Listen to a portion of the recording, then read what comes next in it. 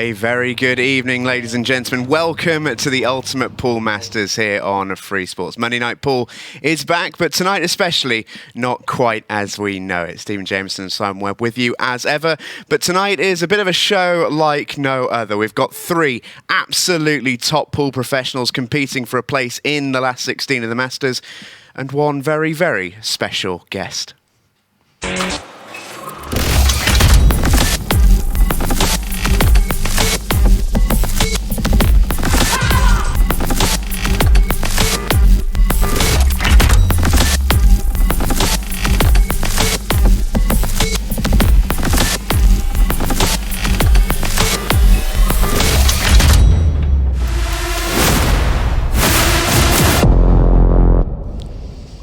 Cannot wait for this tonight, Simon. We've known for a couple of weeks. Phil the Power Taylor is in the building and he's taking on Rob Chilton in the Ultimate Pool Masters. It's a matchup that I don't think anyone ever expected was ever going to happen, but tonight it goes down. What are we expecting, first of all, from Phil the Power? Well, I think Phil's going to come in. He's going to come in as an underdog, but he's going to entertain us. He's certainly going to put on a show out there on the table. But he's up against a former European champion, someone that used to be right at the top of this game. So he's up against a really tough challenge. I'm really looking forward to seeing how he gets on in a different sport. Yeah, of course, one of the greatest ever sportsmen, the best darts player there ever has been. No debate about that one. It's going to be interesting to see. He's had a bit of a knock around on the table, but has raised a few eyebrows around the club as well. So it could be interesting indeed. Before all that, we've got plenty to focus on. We've got one fantastic last 64 match before that in Carl Morris against Geo Edgar. That's still to come. But if you are new around here and you haven't been following the Ultimate Pool Masters, it's a competition which is really capturing the imagination of the pool world. It really is. And if you are new around here, here's everything that you need to know. The Ultimate Pool Masters brings together the best players around and puts them to the ultimate test. 64 players start with 16 groups of 4. Each night, 4 players will be featured with 2 semi-finals and a final, with 1 player advancing through the group into the next stage. Once we're through to the last 16, we'll have 4 more 4-to-1 format nights, leaving us ultimately with our final 4. Then, on finals night, we have 2 semi-finals and our grand final to crown the winner. The matches themselves are set to a 50-minute match clock. It's a race to 8 frames or 0 on the clock, whichever comes first. A 45-second shot clock is in operation, with the final 10 minutes introducing a 15-second shot clock, where only the quick thinking will survive. If a match is tied as the clock runs out, a 6-red shootout will decide the winner. We're playing international 8-ball rules, so a foul introduces cue ball in hand for your opponent, but the basic premise remains the same. Pick a colour set, pot your balls, then pot the 8-ball. There's £20,000 in the prize pot, and at the end of it all, the winner will pocket 10 grand, a worthy prize for a marathon event. Welcome to the Ultimate Pool Masters.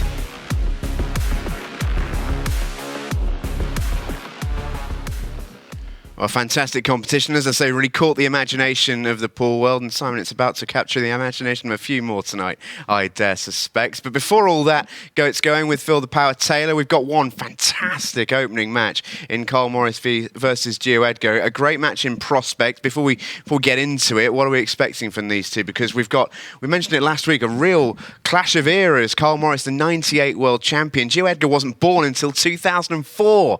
Incredible. It is incredible. It really is. We've got a former world champion, as you say, somebody that was right at the top of the game, really one of the best players to play at, from that era. He's had a bit of a break from the game, but he's on his way back against a young star, and he really is a young star. He's being touted as a future world champion. Don't want to put too much pressure on his shoulders, but he's impressed all the way through his age groups, and he really is a star to watch out for. So it's a fascinating matchup to see how they're going to get on in this match. Cannot wait for this one. Let's get the pool going tonight then. It's Carl Morris versus Geo Edgar.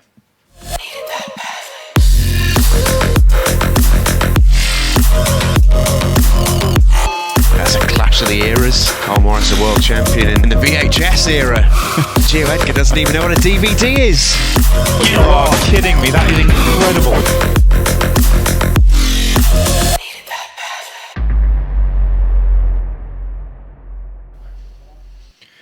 Well, cannot wait for this one. 2 brilliant players and, as we say, a real clash of the eras. We saw both of them practice earlier. They both look razor sharp. Yeah.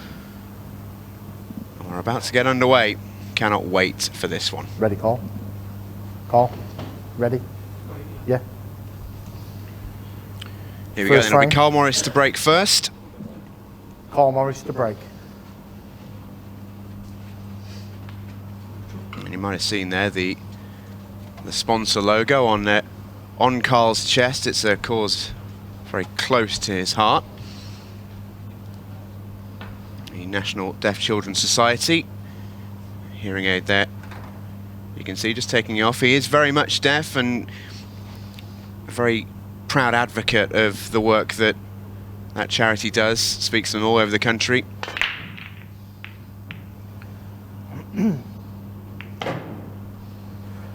Last ball rolling, drops in. Always frustrating if you're the one sat in the chair, but first opportunity in this match is going to go to Carl Morris. It looks at first glance a pretty nice even split of the table as well, so a decent first opportunity for him.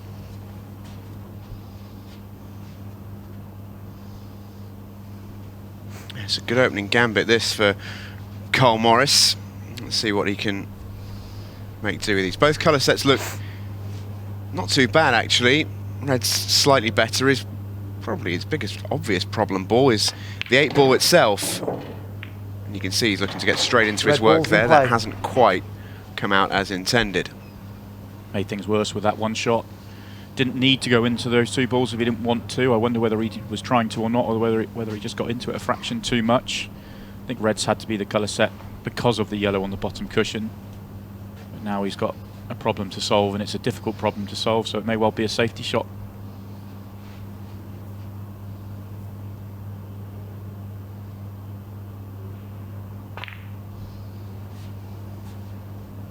It's not a bad one either.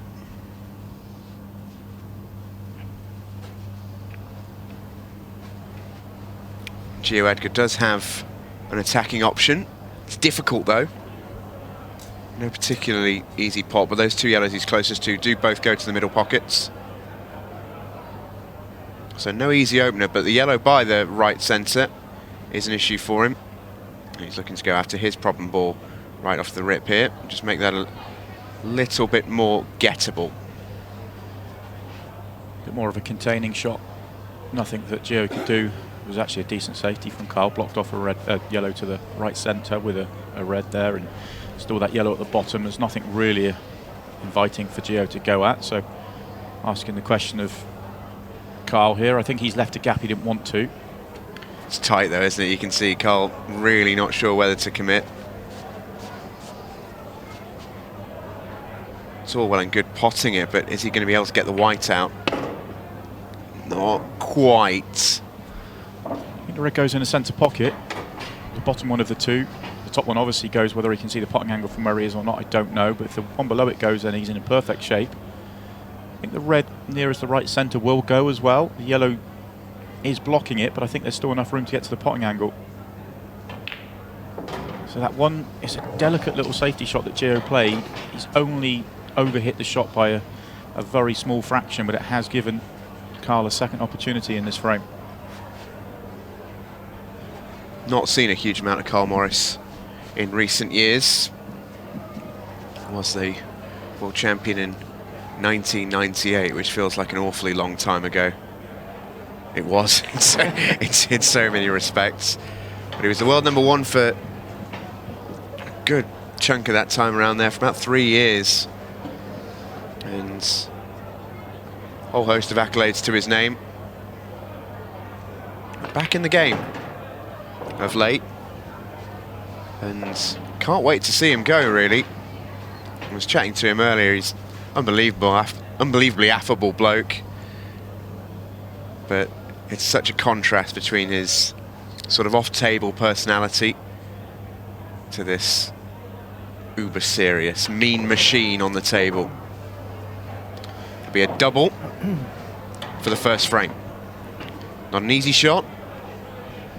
Difficult to say whether the yellow's going to help it. A little brush off the yellow, it might still drop in, but it might also be blocking half a pocket. Difficult to say from this camera angle. It was too narrow. So 2 opportunities for Carl Morris in this frame, and he hasn't taken either, and he's left Geo the perfect layout to get going in this match. This is exactly what you want. First match of a a big tournament, a nice open table to go at. Yeah, Geo's been featured on Free Sports in a couple of different competitions in the last year or so.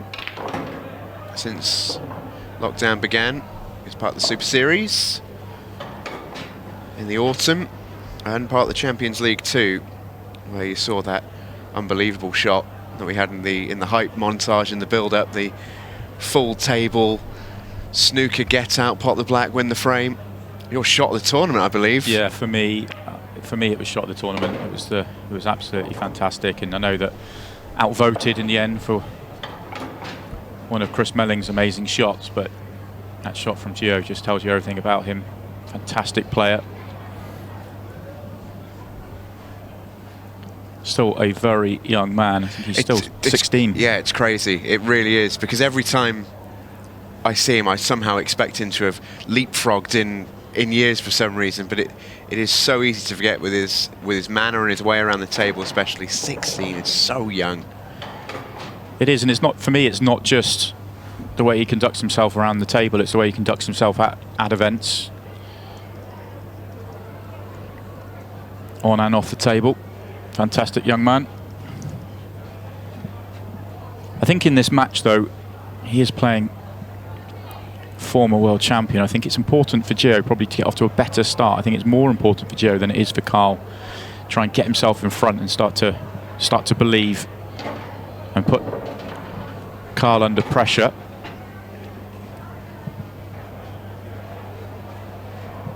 And I always talk about punishing mistakes when they come along from these great players. Well, Carl's made 2 in this opening frame, so very important that Geo punishes that.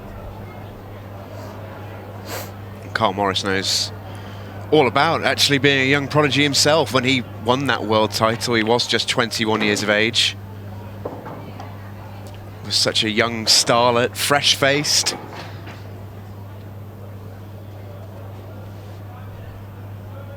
Saw him and Geo chatting earlier, swapping stories. Geo had rapt attention as he was listening. Really tried to take in everything that he can.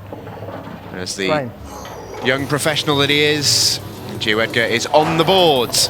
He's 1-0 up. 16-year-old from Stevenston, and as you can see, a fantastic repertoire of titles already in 2019, the last time we had sort of international competition. He won a lot, the European under-15 champion as he would have been back then, as well as the under-18 champion as he would have been then. I think a 14-year-old, which is remarkable considering the amount of talent in Scotland, especially in pool, is remarkable. Yeah, it's incredible to have that record. The 2019 that he had is absolutely incredible, as well as the titles you see there. He's also under 15 Scottish champion, so not just winning his own age group, but winning many years ahead of him as well. That's why he is highly touted.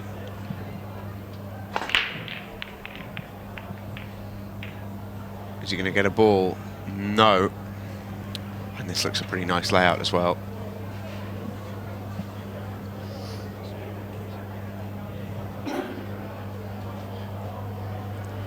Another good opportunity for Carl Morris off the break, this time off Geo's dry break, but having had 2 chances in that opening frame, it's important for Carl to try and get going in this match, and this is a layout that doesn't really have any major problems, just about picking a good route. Red ball's in play. All the reds, as you can see, go.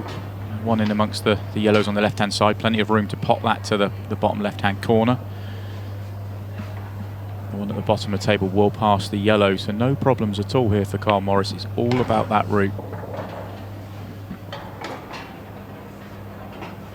And that's the big advantage that in theory he should have, because pool is one of those games where you just never stop learning, do you? That extra experience is always so helpful, and years of practice and tournament and table time for Carl Morris just injects the brain just constantly with new ideas, new angles, new innovations. It's a puzzle that you need to solve, and the more times you work out the puzzle, the more knowledge you build up, and once you reach a certain level of cueing and ability, there's very little difference between the players, 64 players in this competition, very little difference in terms of their potting ability and their cue ball control ability. It's about the way they see the game and the way they work out the puzzle.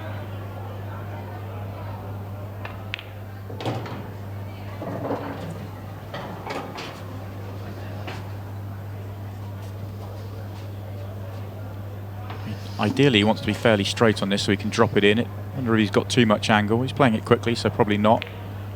Straight enough.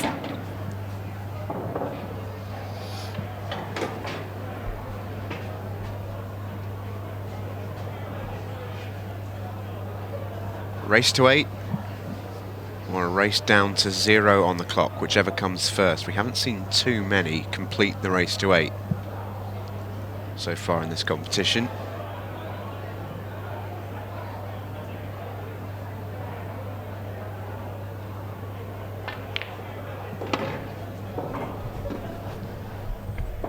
Took a few extra seconds to work that one out because he was a little bit more angle on than was ideal.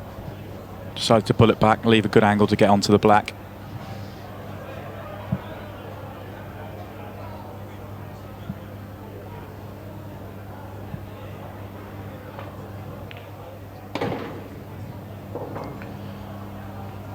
Just a little anxious moment there as he saw that white just coming up to the yellow.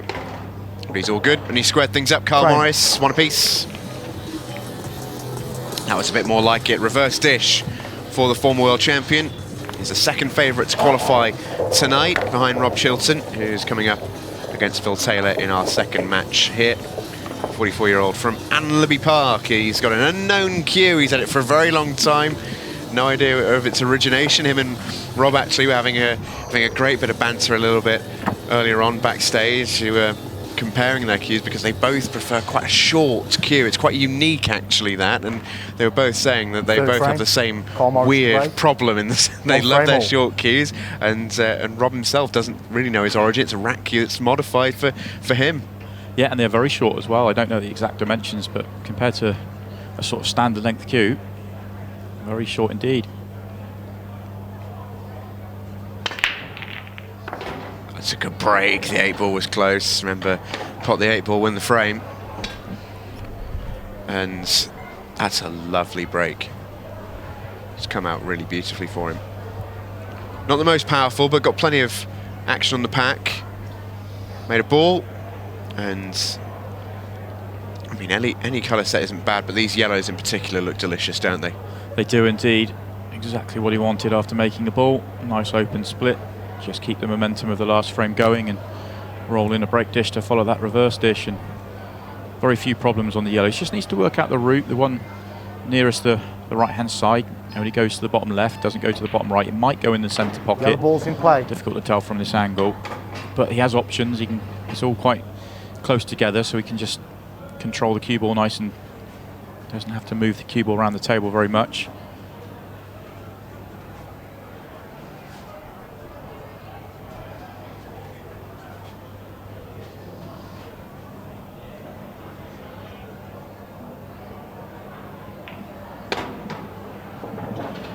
Eight ball does go to the top left. It's plenty of room up there, and it's not a difficult ball, but it's the one furthest away from the rest of his work. So I suspect he's working backwards from the black, as many players do.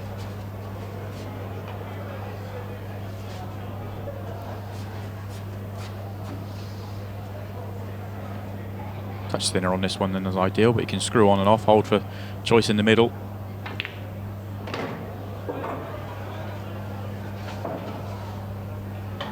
He's not happy.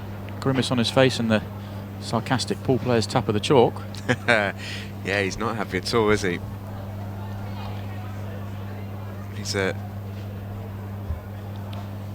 just taking a little look at this. I think he's the wrong side, really, of where he wanted to be on this yellow. Obviously plotting. Oh, that's not good. It's gone wrong. He's still got the yellow into the centre pocket, but he's got into that cue ball far too much. It's a very responsive table, this, and it does catch players out, especially in the early going. Both these players have had some decent practice time this afternoon, but can never always account for specific match situations. Not all of them, for sure. This table plays quick. It is unforgiving. Needs a good white ball here to recover. Yeah, just looking at the overhead, I actually thought the yellow nearest the red there on the right-hand side actually went, but when you look at the overhead, it possibly doesn't have enough room. So he was trying to go into the red previously, and this time he has the perfect angle. He's looking to do it. It just wants to avoid the yellow and actually cannon the red half ball. Would be perfect. If he cannons the yellow, every chance he snookers himself on it. This needs precision.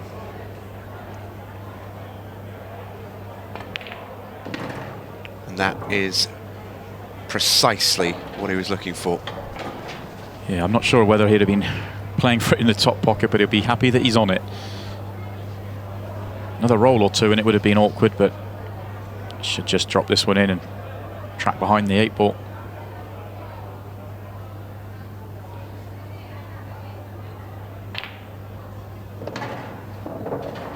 Yeah, worked out really well, Carl Morris, it must be said. Slightly more difficult clearance than we initially gave it credit for, having to move that yellow. And he's done that very well, and he makes it 2-1. High standard so far, ladies and gents. 2-1 to Carl Morris. Just joining us, this is who we've got to look forward to tonight. Carl Morris versus Geo Edgar is our first match. Phil the Power Taylor and Rob Chilton is our second match. Didn't ever think I'd say that, I'll be totally honest with you.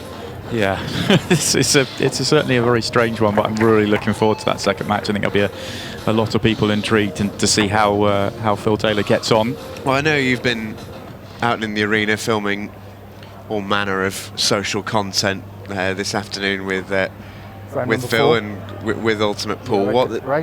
Trailing 2 frames. What are your expectations? Because he's having a lot of fun with it, and from what I can see and what I'd heard previously, but what I've seen today is he can play. He can play. He doesn't know the rules particularly well, but he can pot and he can control the cue ball really well. I think. But the big thing for me was, well, first of all, he's a super nice guy, but also the fact that he was interested. He wanted to know. He wanted to learn what was the right choice of shot. What was, he was constantly asking questions of anybody that was around to sort of what do I do in this sort of situation. So he was really trying to work out the puzzle, work out the ideas of what needs to be done out there. So he wants to be competitive, and I'm really looking forward to seeing how he gets on. Having been an avid follower of darts really for a very long time, what always struck me with Phil, especially just from watching him, is how cerebral he is. He is such a born winner.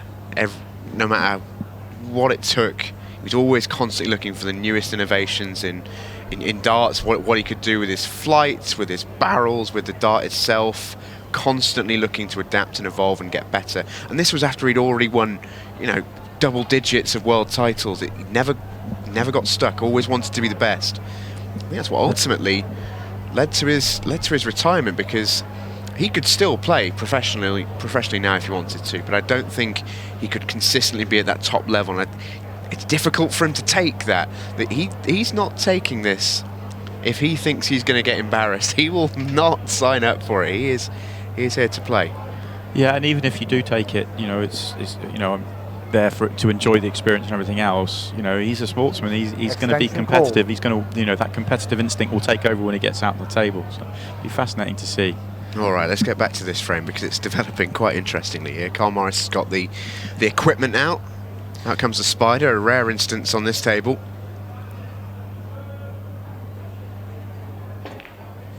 First thing to say. White to hold. Sorry, I was going to say the first thing to say on this frame is that Geo was really unlucky. That was a good break, but a horrible split on a couple ends of the table, and had no real choice but to go tactical. And I think that's one area of the game that when you're playing somebody of Carl Morris's experience and ability, you probably want an open game here. I think if I was Geo, I'd want to keep them nice and open and keep it aggressive and back his ability to clear up, which he's so good at. Reds are in a bit of an awkward position. Red top left and red nearest the left hand side at the bottom. Both a real problem. And both a real problem with isn't particularly easy to solve, especially this one at the bottom. Double wasn't a million miles away there. Both players have problems. At the top right of your picture there, top left now as we look at it, that yellow and red on the top left rail are a problem for both colour sets. And this is a fairly even looking table, honestly. Yeah, Geo was a little fortunate there. That red just got kicked in the way of what would have been a fairly routine plant for Carl. And once you make the plant, it's only one cannon away from having a good chance. So he's having to go back and lay another snooker. That's a good shot, isn't it? Top of the table from Geo. Well, we saw in the video at the start of this match, he's got a knack for getting out of snookers pretty well. Sees the line of the table beautifully, does Geo.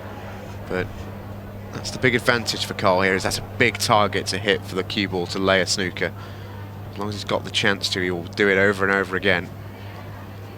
Hitting a red out of this isn't that difficult for Geo, but he has to hit a cushion after contact, which means he has to play it with more pace than's ideal. And even if he hits the red here, it's going to be a foul. Foul. So it's cue ball in hand for Carl Morris. Time running. Which isn't a huge advantage looking at this, because he's got a big problem at the top left of the table. In an ideal world, he wants to get that yellow out, but he also needs to make a pot to stay at the table. So he's got some serious thinking to do here. He's already used his extension.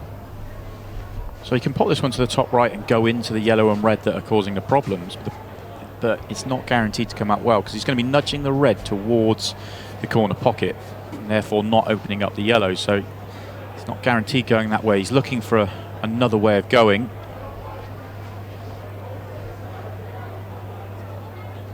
Is he playing this off the red in the centre pocket? There's a bold shot if he's screwing into the yellow as well.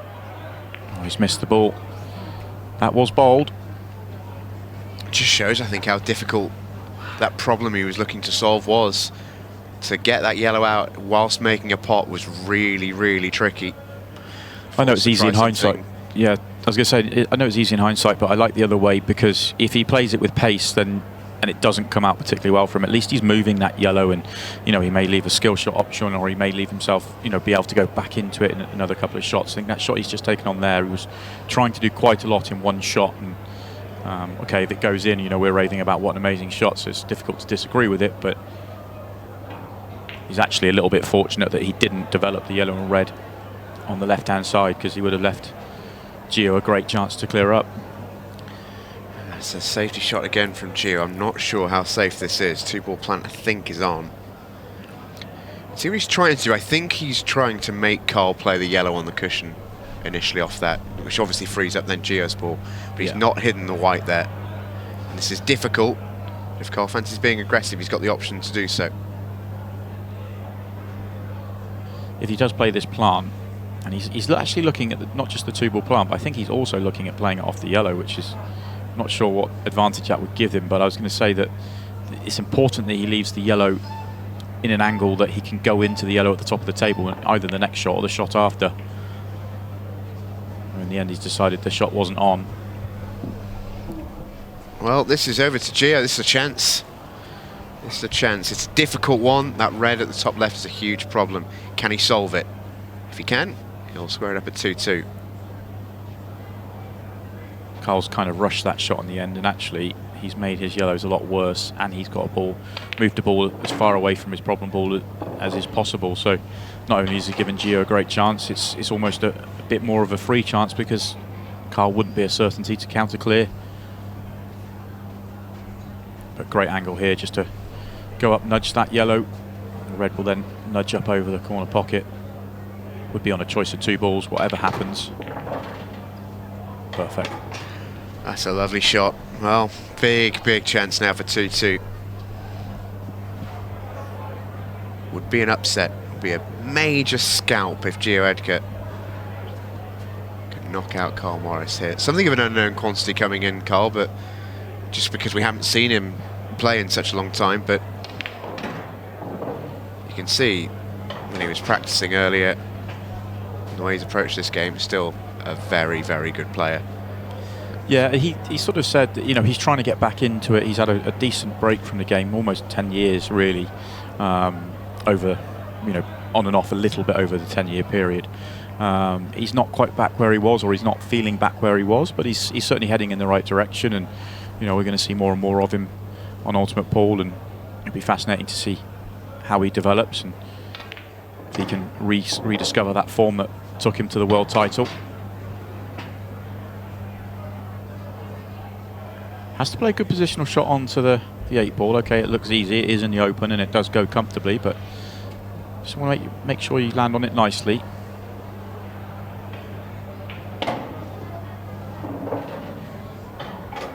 Looks really composed, Geo Edgar, doesn't he? I think this this more methodical shot clock, should we call it, suits him.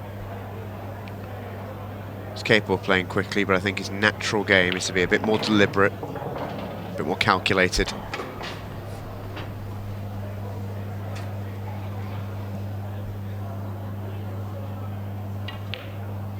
And we got a game on our hands, folks. We really do. Plenty left in this one. It is 2-2. Fantastic match so far.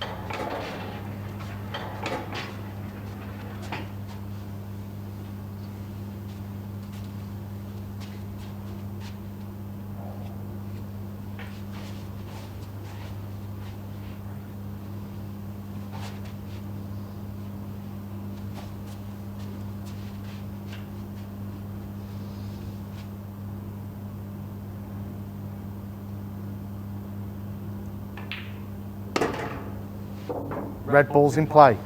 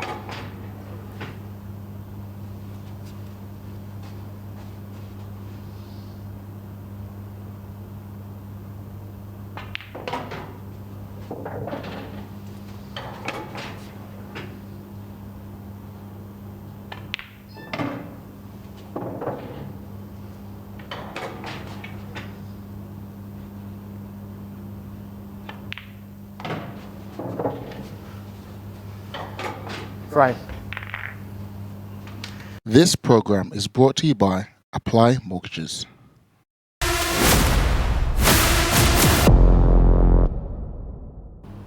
Welcome back to the Ultimate Pool Masters here on Free Sports. Carl Morris currently taking on Geo Edgar in this last 64 match. It is close, this one. It was 2-2 when we left you at the start of the break.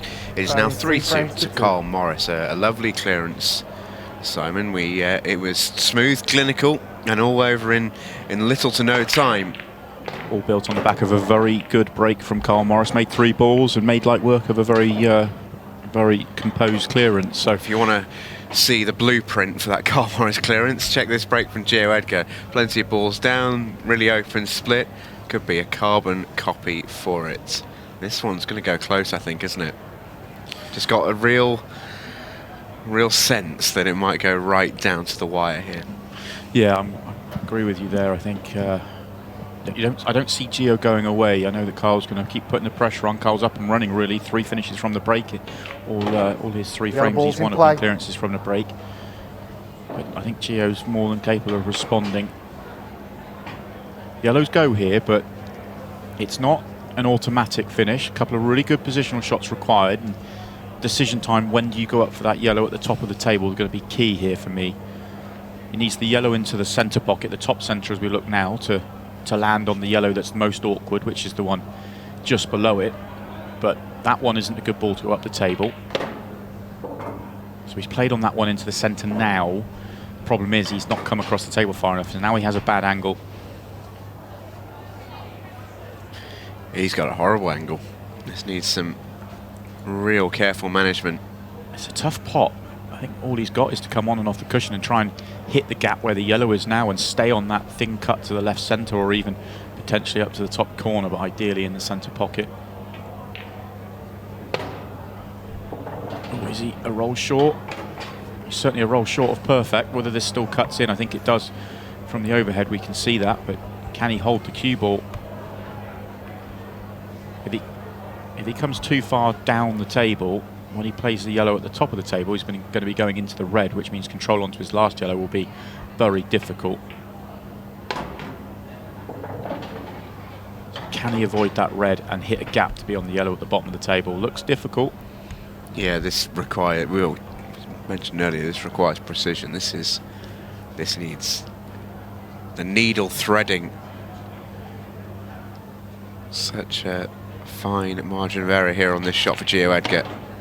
In the end, decided to accept distance, played into the red with just a little bit of left-hand side to make sure the cue ball stayed on this yellow, and backed himself to make this pot to the corner, and choice of pockets for the 8-ball, all on this pot. Yeah, doesn't have to do much with the cue ball here at all. This is all on the pots. Whoa, never in doubt. Lovely, lovely shot there. Always feel shots like that are a good test of confidence or a good test of cueing. And he has punched that one home. This is going to the wire. I'm telling you this is going close. For Both me, players playing so well. Yeah, for me, the clearance was, that shot at the end was a fantastic shot, but for me, the way he went about that clearance, solving the problem and working it, having to rework it out, fantastic. Well, this is what we've seen so far already in the Ultimate Pool Masters. We've had Jordan Shepherd, Chris Melling and Phil Harrison go through. There are 3 weekly winners and worthy weekly winners as well. So whoever qualifies out of this night, whether it be Geo Edgar, whether it be Carl Morris, whether it be Rob Chilton, whether it be Phil the Power Taylor, that first last 16 round, which will follow a similar format to this, a 4-to-1. Carl Morris. Goodness me, that is must-see TV. Could easily be a finals night. Such is the quality. What a lineup for the second stage of the competition.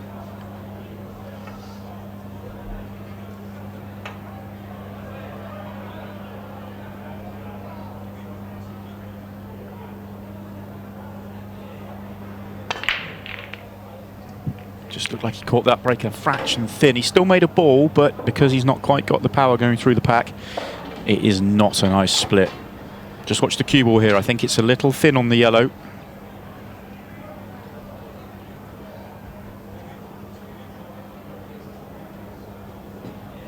Oh, he actually catches the red, I think.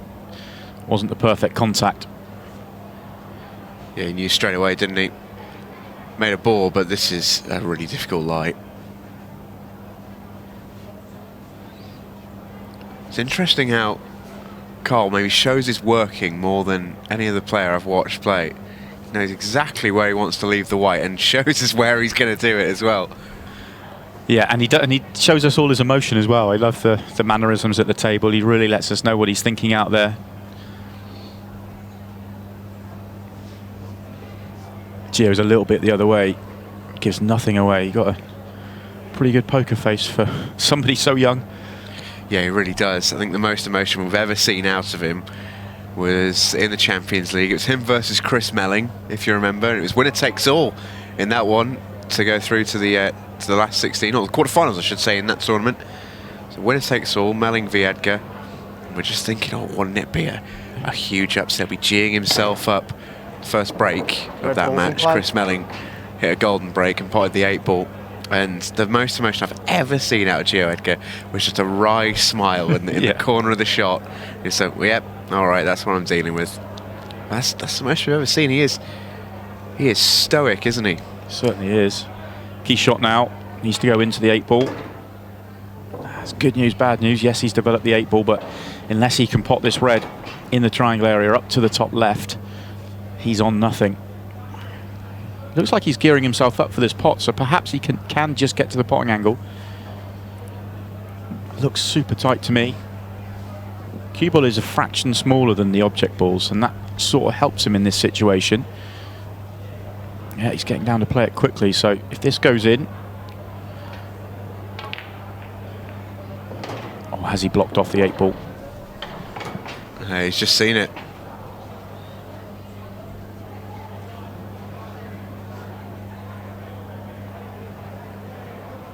It's a great pot. That looks, well, that looks blocked.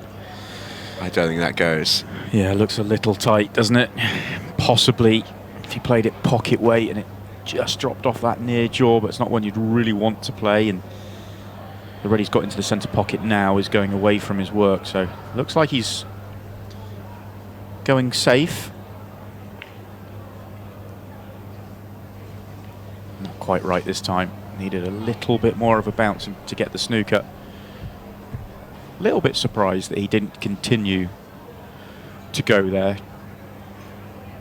Just simply because he's so deep into it now. I know he's still got 3 left, but unless he got the perfect snooker there, you felt Carl's going to take a tactical advantage here.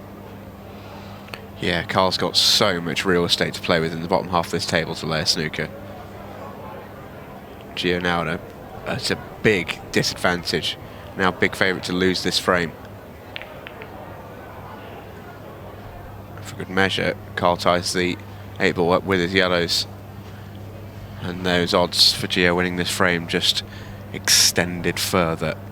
Yeah, and I get the reason why Geo's pulled back. He certainly, once that 8 ball had gone awkward, he was odds against making the clearance, but obviously those 2 shots we've just seen, not quite getting a snooker from Geo, and then that fantastic containing shot from Carl, have really turned the tables, and Carl's a big favourite to win this frame now.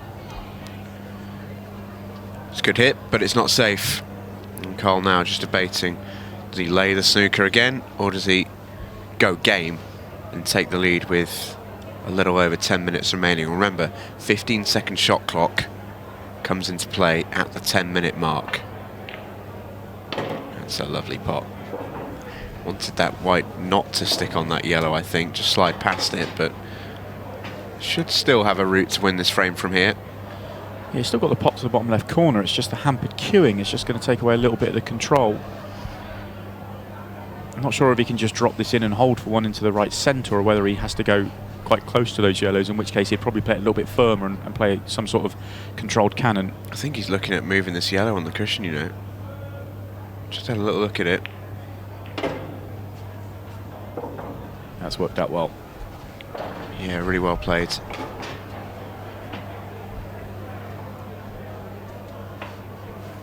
Ideally, I'd like to get on the yellow on the left-hand side cushion next. Hardest ball left, get that one out of the way. Then you can drop it in and you've got the yellow to the centre pocket. And should be routine stuff for a player of Carl's ability from there. Oh, he's a little short here. Just a fraction. You can see it. Throws his head back and annoyed with himself.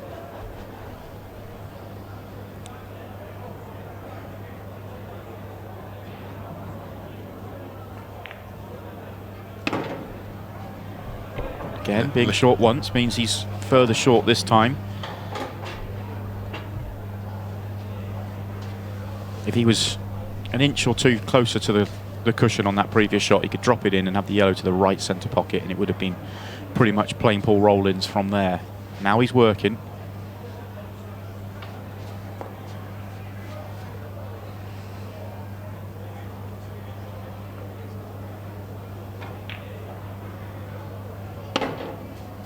Still not back in perfect shape. Clearance is still on, but he's working a lot harder than he really wanted to 3-4 shots ago. And the sound you just heard there was the introduction of the 10-second shot clock, or 15-second shot clock, I should say. As soon as this shot's played, Carl will get his skates on. We'll tell you, having watched him complete a speed pool challenge as part of the build-up here before we came on air. He's he's not going to have a problem with it. He can play around the table quick. He can, but he's left himself absolutely straight here, and straight is no good. Oh, we just got that away.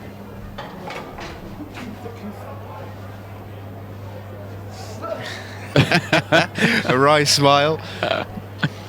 He got away with it. Of course, Carl did take his hearing aid out at the start of this match. So he's relying purely on the visual cues in the arena. And he got away with it. A wry smile. I enjoyed that one in the end, Carl Morris. He goes in front. Just. Here's our second group of last 64ers in the Ultimate Pool Masters. Got Ben Flack, Carl Sutton, Hitan Patel and Eddie Barker next week. That's a really even looking group, that, isn't it? Yeah, fantastic looking group. A couple of really good players in there, a couple of players we saw in the previous competition. Really looking forward to seeing how they go again. I think that'll help them in this competition. 4 frames to 3.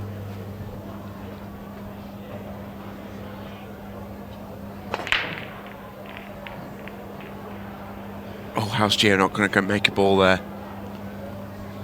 You can just see the little bit of body language from him at the top here. He can't believe it. It's not just the fact that he hasn't made a ball. Look at them all go to the left-hand side of the table. It's almost like the table's lopsided the way they've travelled all across there, but it's left a congested-looking table. Yellow ball's in play. And with 8 minutes on the clock, Geo wanted to make a ball and he wanted it wide open.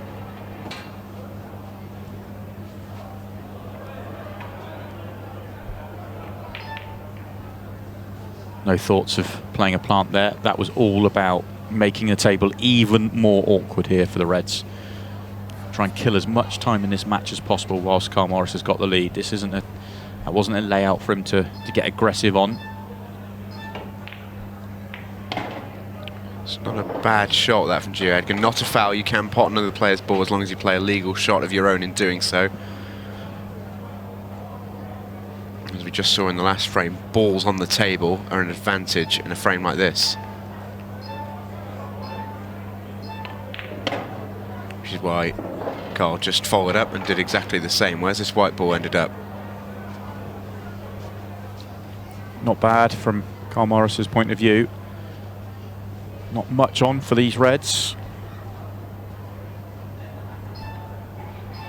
We've seen a lot of pool on Free Sports recently with a short shot clock and, you know, a tight time frame. 7 minutes, although it feels a short time frame in the context of this length match, actually is long enough here that Geo doesn't need to hit the panic button. He just needs to concentrate, play the right shots for the frame in hand, and just focus on winning this frame. Foul. Oh, well, red ball hit first. Cue ball in hand for Geo Edgar. Time running. Still not ideal here for Geo at all. Looks like he might be playing a skill shot first of all. A skill shot will open things up a decent way for him. Needs both of these to drop.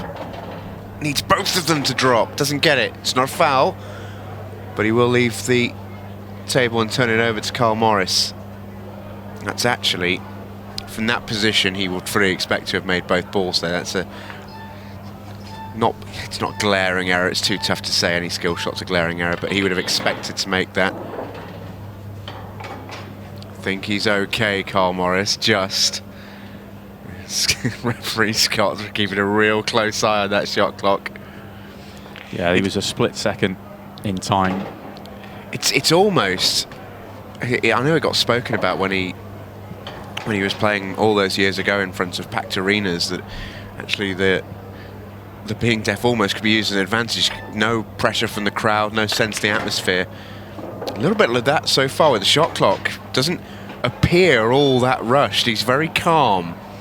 All the way down to the right to the zero. Yeah, a lot of players though, the only thing I would say with that, a lot of players use so there's two ways of knowing. You've got a clock at all times, and then you've got the beeps and the timer going at the end there, so that you know where you are at all times as Carl runs into problems. But Carl may or may not be hearing those beeps, which is one of the cues that a lot of players have in terms of knowing when they're on the shot, how long they've got, that sort of thing. I know certainly know a lot of players, they know they've got 5 seconds on the beeps. They'll use that.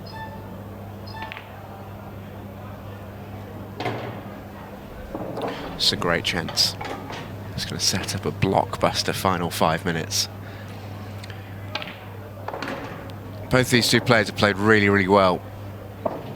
They haven't quite had the splits to make this an open dish fest. It's been tight and tactical at times. It's had to be. And that's where Carl's really had a bit of an advantage there in particular. But in open table, Geo has shown that he can really compete with the best of them. Yeah, and you say that the splits haven't been there, and they haven't really in this whole match, but they've still had 4 finishes from the break between them.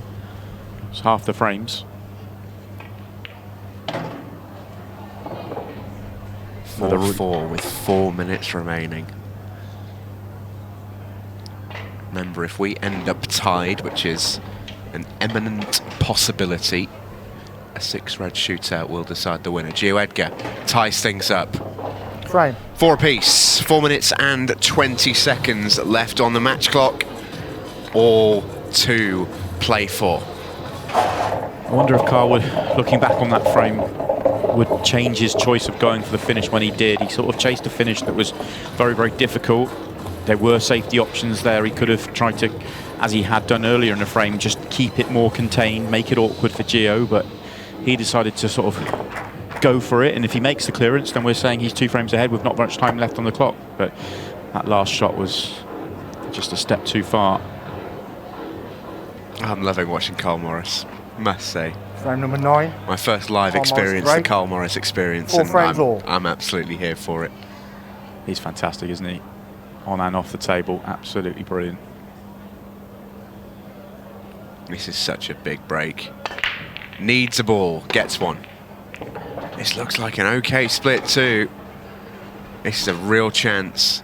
Such an advantage here for Carl Morris to have that opportunity at the first go. You can see Geo Edgar talks about his perfect temperament. That's as much of a tell that you're ever going to get from him. He knows he's up against it now. Oh, excellent. Red ball's in play. Really good development shot from Carl Morris. Not landed nicely on the next ball though. He's developed the only bad ball on the table. That would have been awkward to land on that one down the rail, so he needs a good recovery pot now.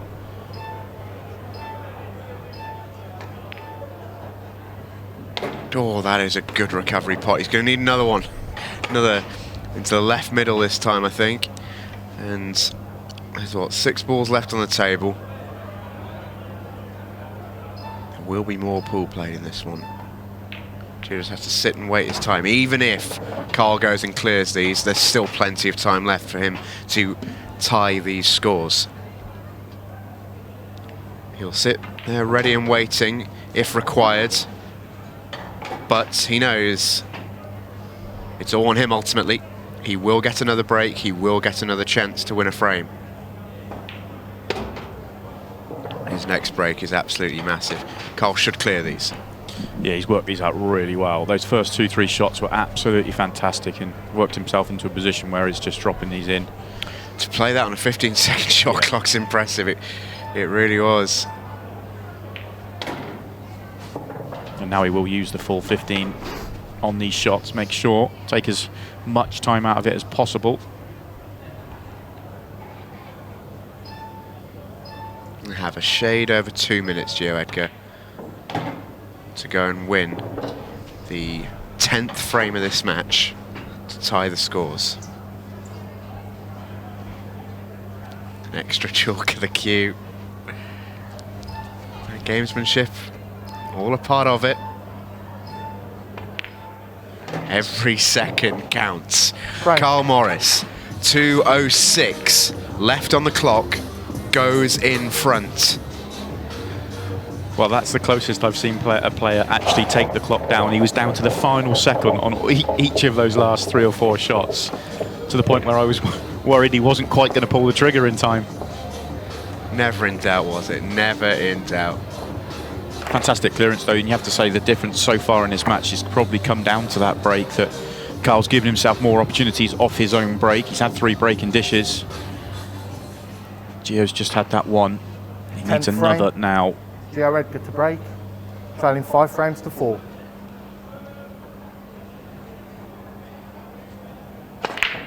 Needs a ball, gets a ball.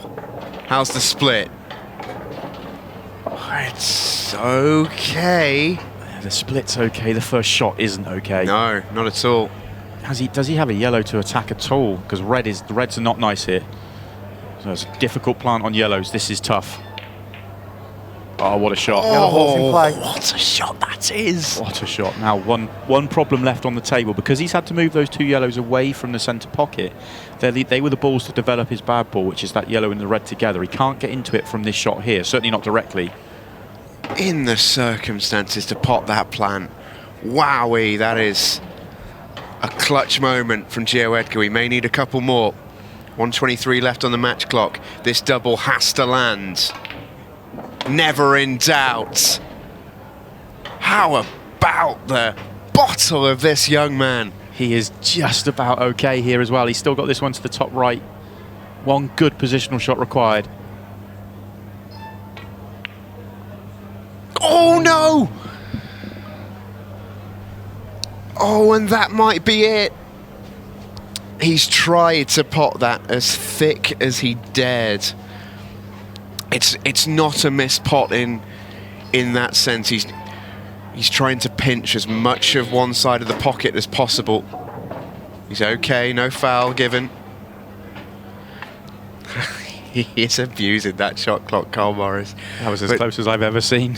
But Geo Edgar there just trying to pinch as much of that pocket as possible to hold the white for that next yellow. And he couldn't quite squeeze it home. And he now sees this frame, this match, creeping away from him. Oh, the margins of this sport are just infinitesimally small at times. Carl Morris scrambles, claws, snatches his way over the line. Match, Carl Morris. Yeah. And heads into tonight's final, heads into the last 32. Oh, you've got to feel for the young man there, Simon. Geo Edgar, a whisker away from forcing us to a 6-red shootout, having played 2 phenomenal shots to even give himself a chance in that final frame. Absolutely. It was. I do feel for Geo there. He really, that effort there to try and get it back to all square was absolutely fantastic. He actually did the hard work. It just needed one good pot in position, and as you said, as it happened, he just was trying to pot it off the thick jaw just to hold that cue ball. If that drops in, he's got tap-ins on the last 2 when we're going to a 6-red shootout.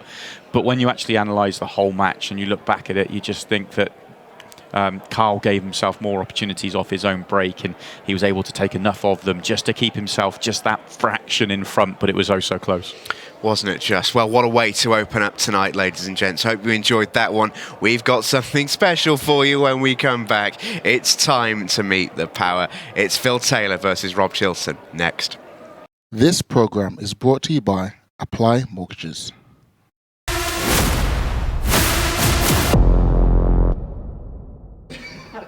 Welcome back to the Ultimate Pool Masters here on Free Sports. Almost time for our second game of the night. Carl Morris is set to play the winner of this one. A fantastic victory for the former world champion over the young gun Geo Edgar, who missed out by seconds and fractions. It was so close.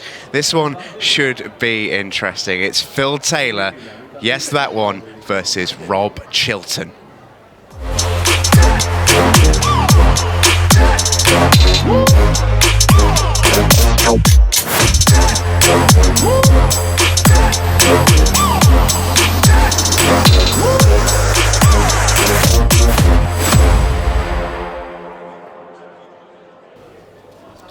Oh, we can't wait for this one. This should just be fascinating. Great match in prospects. Rob Chilton, a former European champion.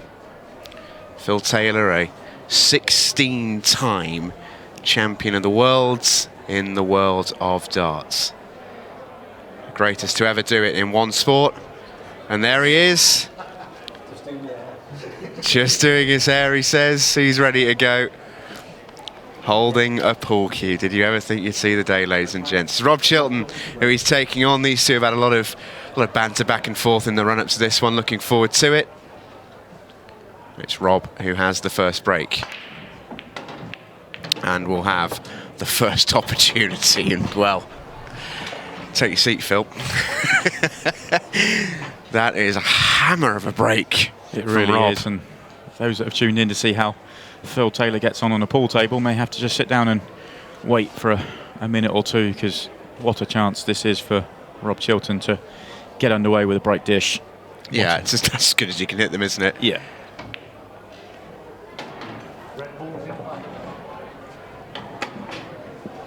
Red the colour set for Rob, who's in high spirits, similar to Carl Morris, who we watched in our previous match. He's taken on and off time away from the game.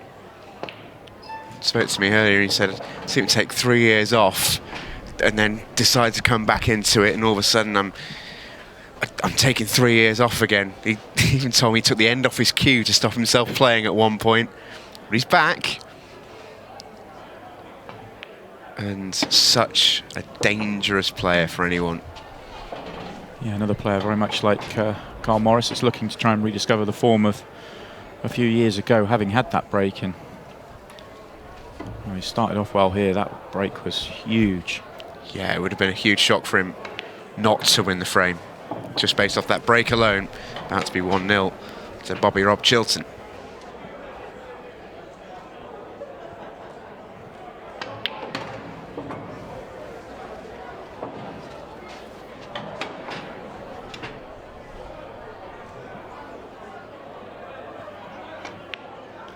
And there it is, fantastic break and dish from Rob Chilton. Take the opening frame, all built on the back of that massive break, but you still got to work your way through it. And he was never in trouble, and what a start for Rob Chilton.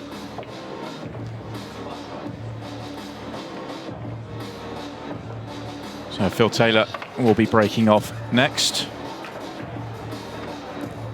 He would have wanted to get going in that opening frame, but Rob stopped him from getting to the table, but we're going to get to see him now.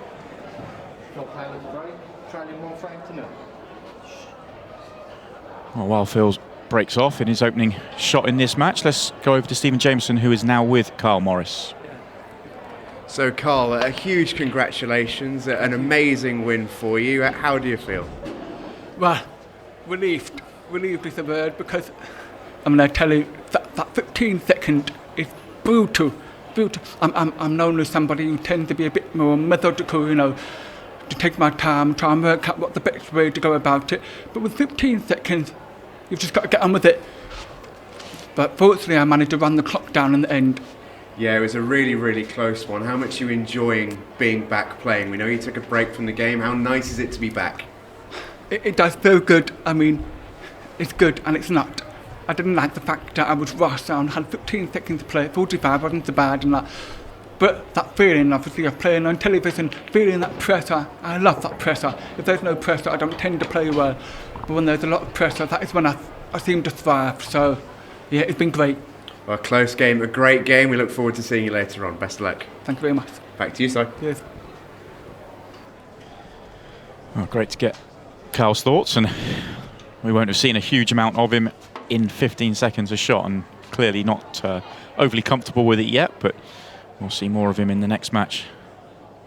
In this match, that opening shot from Rob has gone wrong. Knocked a couple of yellows safe in doing so, and difficult yellows to solve. So this is not going to be an easy chance to clear up. As I'm rejoined by Stephen Jameson. Yeah, the founding member of the Carl Morris fan club here on Ultimate Pool Masters. What a bloke. Yeah, absolutely fantastic. Not landed nicely again for Rob. No angle here to do too much. I think if he screws straight back, he's going into the red that's blocking those two yellows. I don't know if he can squeeze by them. Probably not, looking at the overhead. You know, his chance is getting away from him, and those reds are laid out pretty nicely here, so he's going to have to be careful what he leaves. Yeah, this is a tough one for Rob, because the more he continues on with this, the more likely he is actually to lose the frame as well as win it, because any miss at this stage really opens it up for Phil. What's he got on his mind here? What's he thinking? Oh, that was nearly a stunning shot. I'm not sure if it was intended or whether he got a little double kiss on this that took it near the centre. Yeah, just a little double kiss on that cue ball, but... Yeah, because you see where the white's gone. can't have played the pot. I thought for a second that he's nearly played a blinder. He's left Phil very little to go at, apart from that one to the corner, and he's up and running. And this is a great chance for Phil. And we've been in the fortunate position of being able to see him have his practice this afternoon. And whilst he's not going to have the experience and possibly not quite have the patterns, when they're laid open like this, he was clearing them up fairly consistently. So this is the sort of chance you do not want to be leaving Phil Taylor. He had a knockaround, didn't he, with Carl Morris? Those two were practicing together, and I believe he took a frame off him with a double on the 8-ball, which is what everyone wants to see. Phil Taylor finishing on a double. Now he's ran aground here. You can see potted at right in the right side of the pocket, which means that white ball is not where he wanted it to be, and he's got himself a problem. Yeah, just one roll too far with that cue ball. But that's not too bad. If he's blocked off the one to the right centre, which it looks like he has from the overhead, then he's kept it safe. It's a good shot. It is a good shot, absolutely. It's stopping Rob having much to go at all.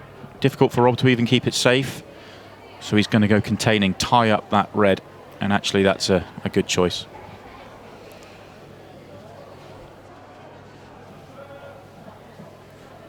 Oh, this is a tough shot now if you're Phil Taylor, isn't it?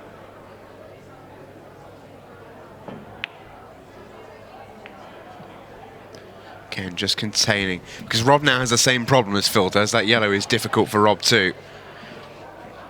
Yeah, I kind of thought that Rob might leave him a look at one of the balls and sort of hope that Phil would take it on. Very difficult for whichever player decides to go for the finish to be able to develop that ball at the top of the table. Very, very difficult. And it's almost the player that you almost want the other player, your opponent, to go for the finish rather than yourself. What Phil needs to do is try and get this red up towards the top right-hand area of the table or over the right centre pocket, somewhere where he can use it to develop that red and yellow that are together. It's not a bad shot.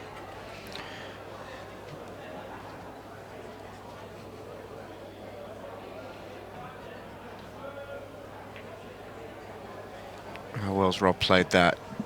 Don't think he's got the snooker. It's close. It's an easy enough hit. Even if he hasn't, as long as that red's not on the cushion, the one that's next to the yellow, if Phil can come off one cushion and get into that yellow, into that red, he can just nudge the yellow a little bit further away without leaving it on. He's listening. Just a shade more would have been perfect. It was a well played shot, but if he catches the red just a shade thinner, it moves the yellow just that extra bit more to the left and gives himself a chance to be on that red in a couple of shots' time. He can do the same thing again now. He can play into that red, just hit it just off full ball, just bump the red at 2 inches to the right and leave the cue ball on the yellow. He's going to play in the one open table. This is a plant he could take on. Now he's gone in off. Very nearly played it very, very well. See what he was trying to do. Make the plant, develop the reds.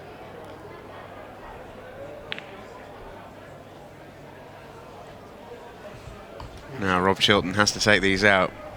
That's okay as long as the yellow on the cushion doesn't go to the top left-hand corner. If it goes to the top left-hand corner, then he's left this open for Rob. It looks awfully tight. Yeah, it really does.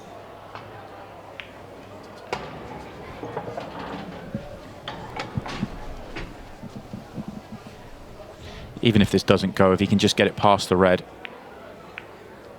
Oh, he hasn't. Chance here for Phil Taylor. One tough pot. If he can drop it in, the other one will still go. Great chance. Doesn't look like he likes this one along the top cushion. It is going to be thin. The cue ball will be going right to the bottom end of the table. He's lining up the other one, but this could potentially one where you take the pot on, and if you make it, you win the frame. If you don't make it, you lose the frame. Where he's going one cushion to try and make the one over the left-hand corner pocket. Oh, if that drops, great choice of shot. I feel like I'm in an alternative universe here. I just can't quite wrap my head around what I'm watching.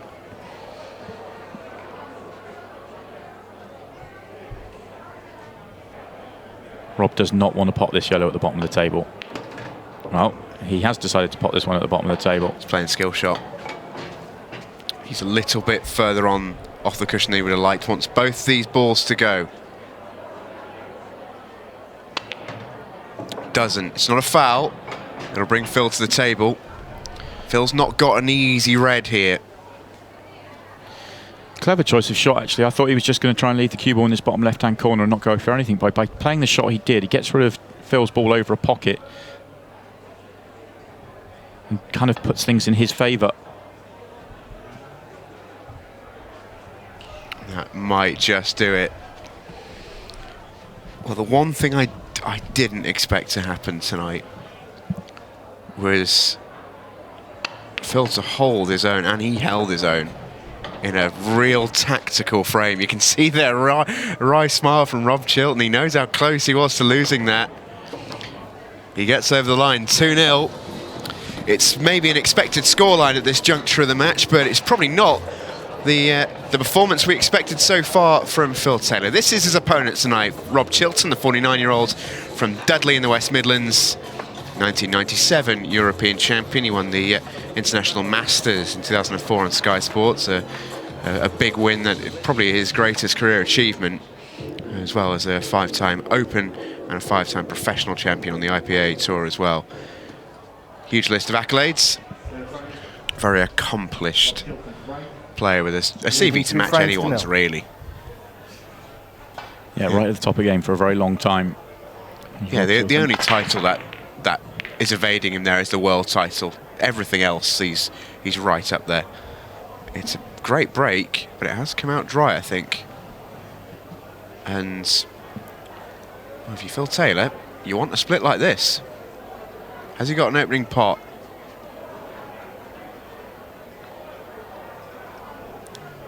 Yeah, he's got an opening pot on reds, I think. No, he's got a yellow to the bottom right. Very tough shot. Yellows are a better colour set than reds, but that was tough.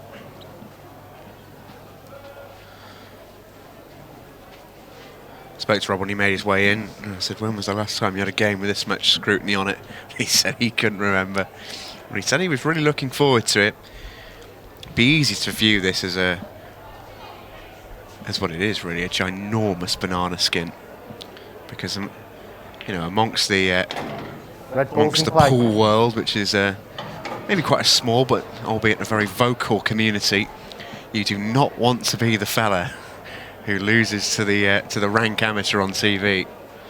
Yeah, it's one of those that obviously he's, you know, a match you'd really be looking forward to, but also you've got nothing to win and everything to lose, really. He's expected to win comfortably, and sometimes that puts its own pressure on you. I think that's where winning those opening 2 frames, that second frame there, would, I think, come the end of this match, could prove to be quite huge, because it will really settle Rob down now that he's 2-0 in front. Just a nice comfortable cushion for him to get on and just get to work now and get himself flying through these frames. Play this one off the yellow, just to open up the pocket. Yeah, lovely. Looks in good nick, Rob, must say. He's breaking a dream. He really is. Just stand him in good stead. But it's about to be 3-0. It's a little bit of a tough scoreline in some ways. Frame. Phil Taylor has not done an awful lot wrong, but welcome to the game of pool, Phil. That can happen to the best of them. Here he is then, Phil the Power Taylor. 60 years of age now, the man from Stoke-on-Trent, which is where we are right now. Well, Newcastle under Lyme at least. Using a Dean Jones cue. And those are his darting achievements. 16-time a world champion. The same number of world match plays. 6-time Premier League winner. He's a 33-1 shout to qualify. And if you want some fun odds, Rob Chilton was 50-1 on to win this match. Yeah, that tells you a big story. I don't think I've ever seen anything like that. It's a decent break. Just lost the cue ball a fraction there. When you'll see the replay here, you'll see the cue ball flying across here with, you can see how he catches that with so much side. Look at the dots on the white spinning. So not quite the contact he was looking Red for, ball's but in he's play. made a ball and he's given himself a good chance.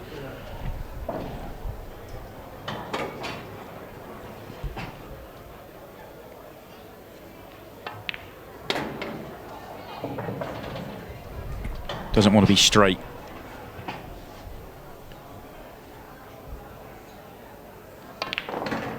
Just enough angle to come back for the one in the centre. He's worked these out well.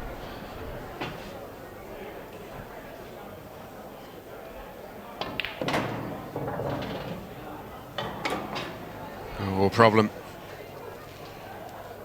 Just didn't leave himself enough angle on that previous shot. It was just straight. He tried to punch it and create an angle, but it wasn't quite there.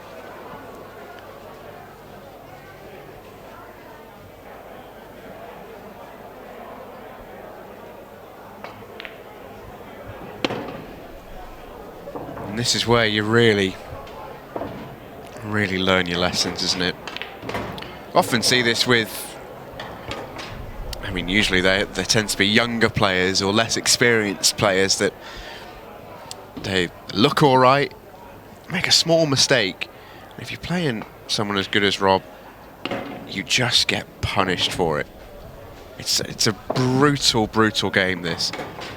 Sorry, I know it's something you as a former player experience from time to time. Sometimes when you play the top players, you do very little wrong and you can get pumped on the scoreline just because of how ruthless they are. Yeah, and you feel like because you're playing somebody so good, you feel like if you don't make that clearance, they are going to clear up, and you feel under more pressure, and that causes you to miss more. And yeah, absolutely, it's tough out there. Yeah, tough score, that's for sure. Rob Chilton goes 4-0 up. Frame. Little ripple from the power. Nicely done from Rob Chilton. Well, this is the Ultimate Pool Masters draw. This is the third quarter of it. So this is coming up in just over a month's time. Group 9, 10, 11 and 12. We've got some great groups there. How about Group 10? Lee Kendall, Gav Robinson's an amazing matchup. Ronan McCarthy against his fellow player from over the Irish Sea, Emma Cunningham, Women's World Champion. Ryan Davies, the young snooker sensation, is in Group 11. Sean Storey is a super player. He's got a great matchup there against Jake Dillon Newlove. And Ryan's older brother, Paul Supremo, and world finalist Aaron Davies is in the 12th group there as well. Amazing quarter of the draw. That really looking forward to it. Now then, we talked about how good Rob has been breaking all the way through this match so far. That is user error, screwing straight back into the top left corner pocket. Hands the table over, can Phil the Power Taylor get himself a frame on the board? He won't get many better chances to do so than here. Yeah, this is golden opportunity. Reds are Yellow ball's in play. out the way. Just about picking a nice route here and just staying or keeping it nice and controlled. Problem with his previous chances, he had to play a couple of precise positional shots and wasn't able to do so. And it's gone awkward already. Still on this yellow, but he's losing control of the cue ball here, going in 2 cushions into the next yellow.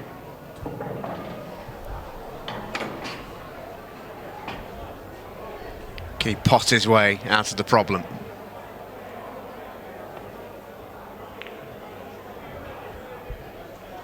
Now it looks to me like a safety. Just trying to take the pocket, which you can do in these rules.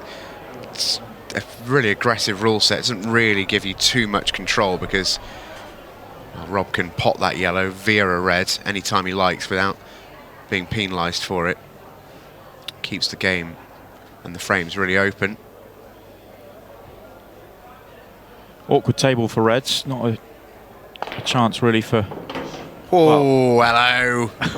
Hello. I take it back. It is a good chance for Rob now. He's got rid of the hardest ball on the table. I think those 2 Reds... As we have another look at that amazing double. I think those 2 Reds do go to the top right. Yes, he's managed to make one of them and remove that yellow out of the equation as well. That's a brilliant shot from Rob, turning it into something of an exhibition. That was lovely little positional shot, that. Delicate, back in perfect shape.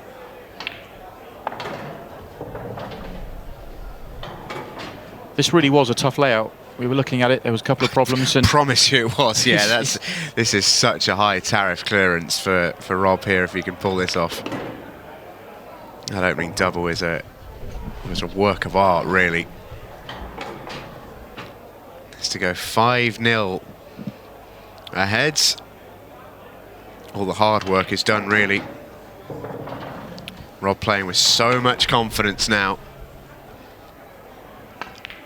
And this is a tough night's work for Phil Taylor at the moment.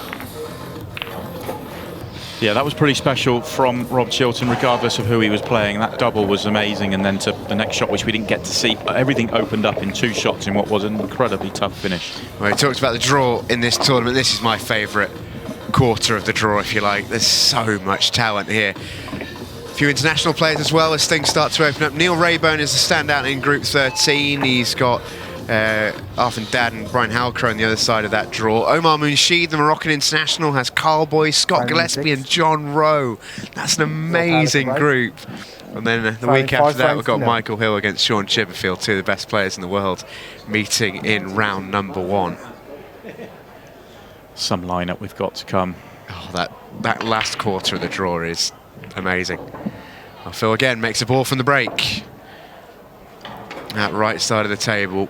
He's already looking like a problem.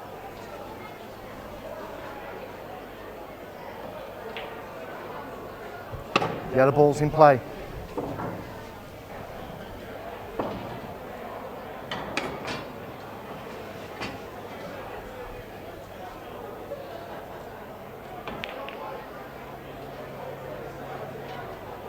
Oh, wanted that to hold in the jaws. Wasn't able to do so. And Rob here with a bit of a tricky chance. Right side of the table is congested, and you can see he's just having to really take stock of this. He can go into it here, but it's a little bit of a chaotic thing to do, really. It's a bit more calculated than that usually is, Rob. It's not perfect. He's got 1 out, but 2 haven't come out. I was holding my breath there. I didn't want to say this is a very difficult opportunity because of the last frame where it was a very difficult opportunity and he made it look simple, but this time the cannon doesn't work out, so he's going to need to get an angle on a ball somewhere to go back into them. There may be enough room to pop the yellow nearest the bottom right-hand corner, but that yellow looks like it's in the way, and the one that's touching the yellow nearest the centre pocket definitely needs to be moved in some way. Doesn't look like he has an angle to do so on any of the 3 balls in the open on this shot. It's actually hard to land with an angle on anything to go into the area he needs. I think he can get into the one nearest the bottom right-hand corner, but I don't know if he can get to the one near the centre. The one near the centre might go, actually. It might go into the centre pocket. It's tight, isn't it? It's really tough to tell. If it does go into the centre pocket, then he can use that one. And that camera angle tells us that there may be just about enough room, and he's played on it, so there is. Use this one to get onto the one nearest the corner pocket. And it goes as well. He's worked these out beautifully. What looked awkward, actually. Pinpoint control. These TV cameras lie, don't they? They really do. That did not look on from the main camera angle, the overhead, but there we go. Rob Chilton, another smooth, slick clearance. 6-0 in front. Right. Well, it's a tough school so far for the power on his pool debut. But Rob Chilton is so far making short work of this one. He leads by 6 frames to 0 as we take a break. This program is brought to you by Apply Mortgages.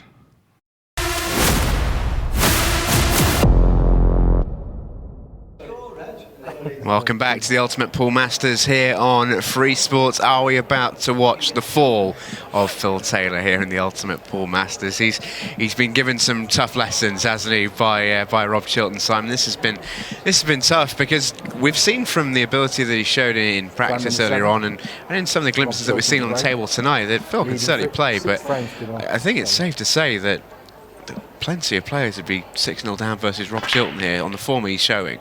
This has been ruthless from him. Yeah, a lot of attention will be on the fact that you know, Phil's missed a couple of chances, but that second frame where obviously Rob cleared up the first frame, Phil didn't get to the table to the second frame, and when Phil didn't clear up and then it got into a tactical battle, if Phil wins that tactical battle, we could be talking about a slightly different match. It could be a bit more scratchy from Rob. But once he got 2-0 in front, he settled down and he has made some beautiful dishes. He has played some excellent pool, picked out some really good routes, Foul. and really taken it to Phil Taylor. And Ball in hand. Phil's giving up the foul here, and another chance for Rob Chilton. Yeah, that's a tough one. And Rob Chilton here just trying to map his way through. Must say, in that second frame in particular, I really thought this could be a little bit more of a game than I thought it would be. Phil can certainly play a bit, but he's up against such a good player here. It was always going to be big odds against, and that was reflected with the bookies. Rob, 250 to 1 on, by the way, if you wanted to know the in-play. But I must say, in the second frame, I did think, hello, this could be interesting. Well, Rob has just shut that down entirely, hasn't he? Yeah, that second frame was, from what we saw of Phil in his practice, that second frame was the sort of situations where he was mopping them up really nicely and really comfortably, and he was only half a roll out of doing so in his chance. He just potted the ball in the side of the pocket rather than the centre of the pocket, and that cost him the finish. And for me, I think this match was always going to come down to Rob Chilton and how well he handled it, because it's a unique pressure out there for him. But okay, he made a beautiful dish in the first frame, but once that second frame, it was a little bit more up and down. But once he got 2-0 in front, it was just, I mean, he's absolutely flying now. Shouldn't be as easy a game as Rob's making it look at the moment, but he's playing full of confidence. And he's making this look very, very simple. It's 7 without reply for Rob Chilton.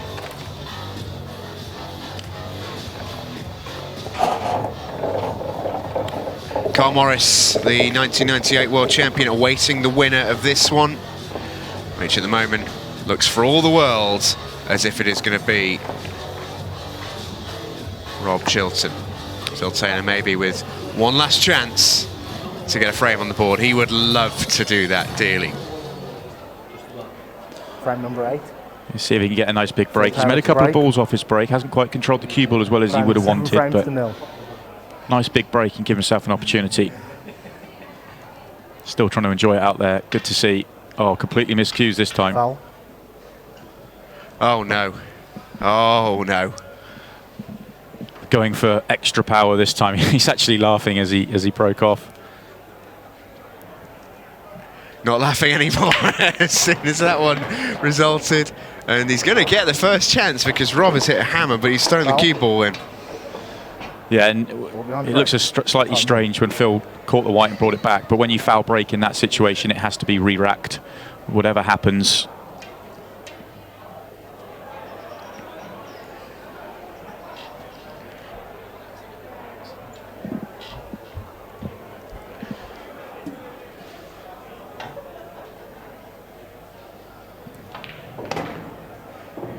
Red ball's in play.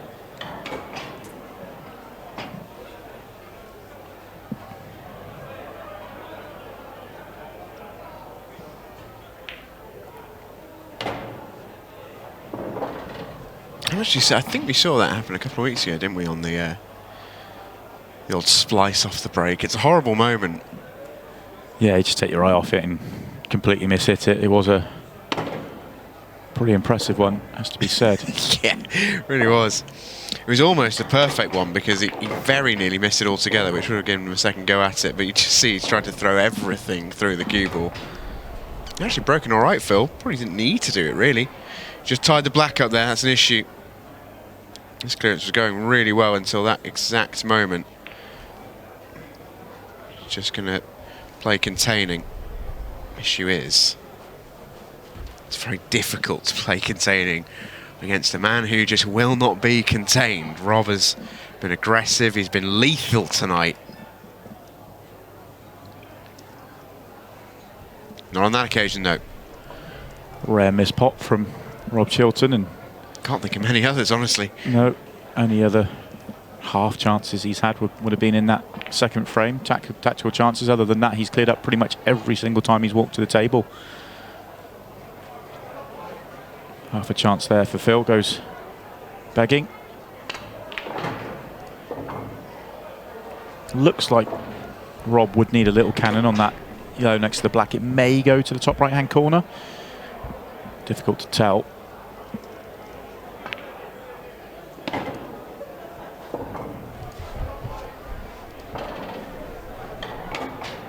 The fact that he's gone away from it, possibly it does go.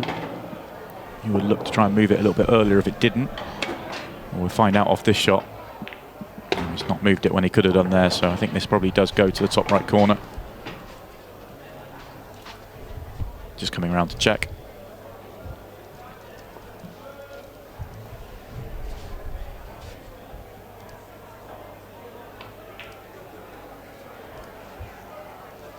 Oh, leaves it over the pocket. A chance for Phil Taylor to get a frame on the board.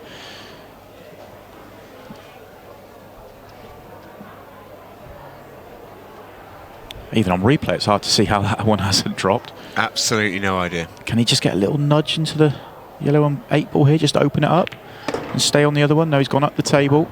Probably the right choice. If you go into the yellow and 8 ball there, you're not going to be on that one at the top of the table, but very hard to get on the 8 ball from here. It does go to the top right hand pocket.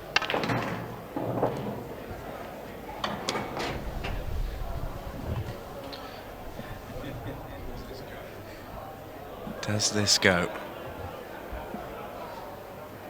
What can Phil conjure up? Needs to hit a cushion. Foul. It's just trying to nudge that yellow onto the cushion and make it as difficult as possible for Rob Chilton. And not reaching a cushion with either yellow or the cue ball means it's cue ball in hand anywhere on the table for Rob Chilton, and that will be that in this match. Yeah, that'll do it. That will do it. Rob Chilton, a professional job. And take nothing away from Rob here. Fine. He has played really, really well there. Bobby. Nice shake of hands between the two players. They've enjoyed each other's company this afternoon. A great exhibition for Phil Taylor. He's enjoyed being part of it. I'm sure we'll get a chance to speak to him a little bit later on. But Simon, that was Rob Chilton, more to the point here in this tournament, playing at his very, very best. That was awesome. It was awesome. Okay, missed a couple in that last frame, but before that, once he got himself in front, he really just, it was foot down, and he played some really impressive pool. But has to be said, fair play for Phil Taylor to come on board and get behind the sport, to give up his time and come and do what he's done to, help showcase what pool is, and fair play for Phil Taylor to come along and do that. And it took a inspired performance from Rob Chilton. It certainly did. Well, it sets up our final tonight, ladies and gentlemen, and what a final it is going to be. The 1997 European champion, 1998 world champion. It's a throwback in 2021. What a final in prospect between Carl Morris and Rob Chilton. It's live when we return. This program is brought to you by Apply Mortgages.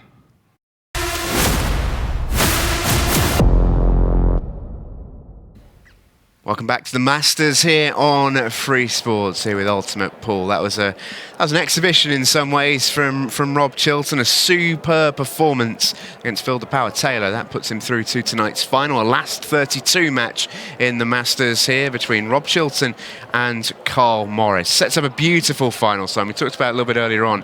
Two old stagers, really. So much experience between the pair of them, so much talent too. This should be a great match. Yeah, a match I'm really looking forward to, and both players have shown already tonight they're in pretty decent form. That was some pretty impressive stuff there from Rob in that second match. But in that first match, Carl was really pushed hard all the way there from young Geo, and he had to pull out some good pool to get over the line. So both players are in good form, and it's going to be a fascinating match to see how they get on in this final. Yeah, well, Carl was what? Half a centimetre off being taken to a 6-red shootout by Geo in the last 30 seconds of that frame. The margins that we talk about in when it gets down to the wire here in pool are really, really fine. And it could have been so different for Carl, but he's had his time to sort of prepare and sort of put that behind him. He was talking to us in his interview about how much he sort of hated the 15-second shot clock. It looked to us like he was managing it beautifully. He's got an amazing poker face. That could come into effect, of course, in this one. Yeah, I think that 15 seconds at the end could be critical here in this match because we know that Rob's had a little bit more of experience. Still not a huge amount, but a little bit more experience at such a short shot clock. And that was the first taste for Carl. And okay, yes, he came through it, but, you know, it was a very fine line in the end. And he said in his interview he's not comfortable with it at all. So I'd look for this match. You know, Carl's going to want himself to get himself in front as we go into that last 10 minutes. If it's still tight at the end there, you know, you'd shade the advantage just to Rob. And in terms of Rob himself, a difficult match for him really against Phil. You talked about earlier, nothing for him to win there. It was all lose, but he has got himself through. That was the important thing from a Rob Chilton perspective. But he did so with some really top quality pool as well. Played really well. Yeah, he did, and you know, obviously there'll be a lot of attention on Phil, but you know, Rob had to come and do a professional job, and he really did. He played some great pool there, got off to a great start with that finish, and okay, he was pushed in that second frame, and you know, that was quite a critical moment, I think, in the match. And once he got himself 2-0 in front, those finishes he took out from 2-0 on all the way through to the end of the match were absolutely fantastic. 2 or 3 times they said there's no real finish here. He's played 2 shots and all of a sudden he's cleared up. It was, you know, fantastic pool. It certainly was, and as we mentioned, something of a throwback here. We've got the 97 European champion, the 98 world champion. Now, I don't mean to sort of brag here, Simon. I was 5 years old when Carl Morris won the world title. I don't feel particularly young anymore. Make of that what you will. But these guys have been doing it for such a long time. They've taken their time in and out of the game. To see them still back competing at such a high level in 2021 is awesome to see. Yeah, and they're sort of making their way back. They've been in and out of the game for the last 10 years or so. They're both making a bit of a comeback, a bit of a revival here with Ultimate Pool. And yeah, it's fascinating to see how not just they go tonight. Obviously, one of them is going to go on and go through to the next stage of the tournament, but we're going to see both of them again in future events. And I think we're going to see, you know, it's great to see these guys back and performing at the level they are. Yeah, the level is super, super high in this tournament. We've seen that all the way through. Great final in prospect. I caught up with Rob after he got that 8-0 win over the Power, just ahead of tonight's big one.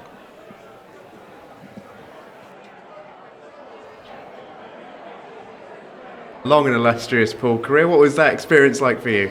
Yeah, it was a bit surreal playing Phil at pool. It was. I enjoyed it. I'm not sure. I think Phil enjoyed it as well, but it's tough to play a match like that. Really, kind of how to play, what shot to play, you know. But yeah, I think in a crazy way, he did enjoy it. He said so. It was a professional job by yourself. You played some lovely stuff as well. Some of the shots you pulled out, the double from top left to bottom right was a real work of art. Yeah, it was. Yeah, I thought I'd best go for it straight away, just to get rid of it, you know. He's giving you a bit of stick from behind you, but what are you looking forward to for this final? Because for yourself and Carl, you two have known each other for many, many a year. Top players at the end of the 90s, back in 2021, both playing again, and it's going to be a great match. Yeah, I'm looking forward to it. I've played Carl loads of times over the years, and he's a quality player. He played well to beat Geo in the end. Geo was a little unlucky not to draw level, but it was a good match. Yeah. And should be a tasty one. Best of luck. Thank you. Here we go then, there's Rob Chilton. He's got a final to play here against Carl Morris. Carl just getting himself ready there. It's a weird one. Carl loves taking his shoes off. It's a really strange sort of experience. He really enjoys that sort of process where you just saw him do a speed pool challenge a little bit earlier on, and he was like, do you mind if I take my shoes off?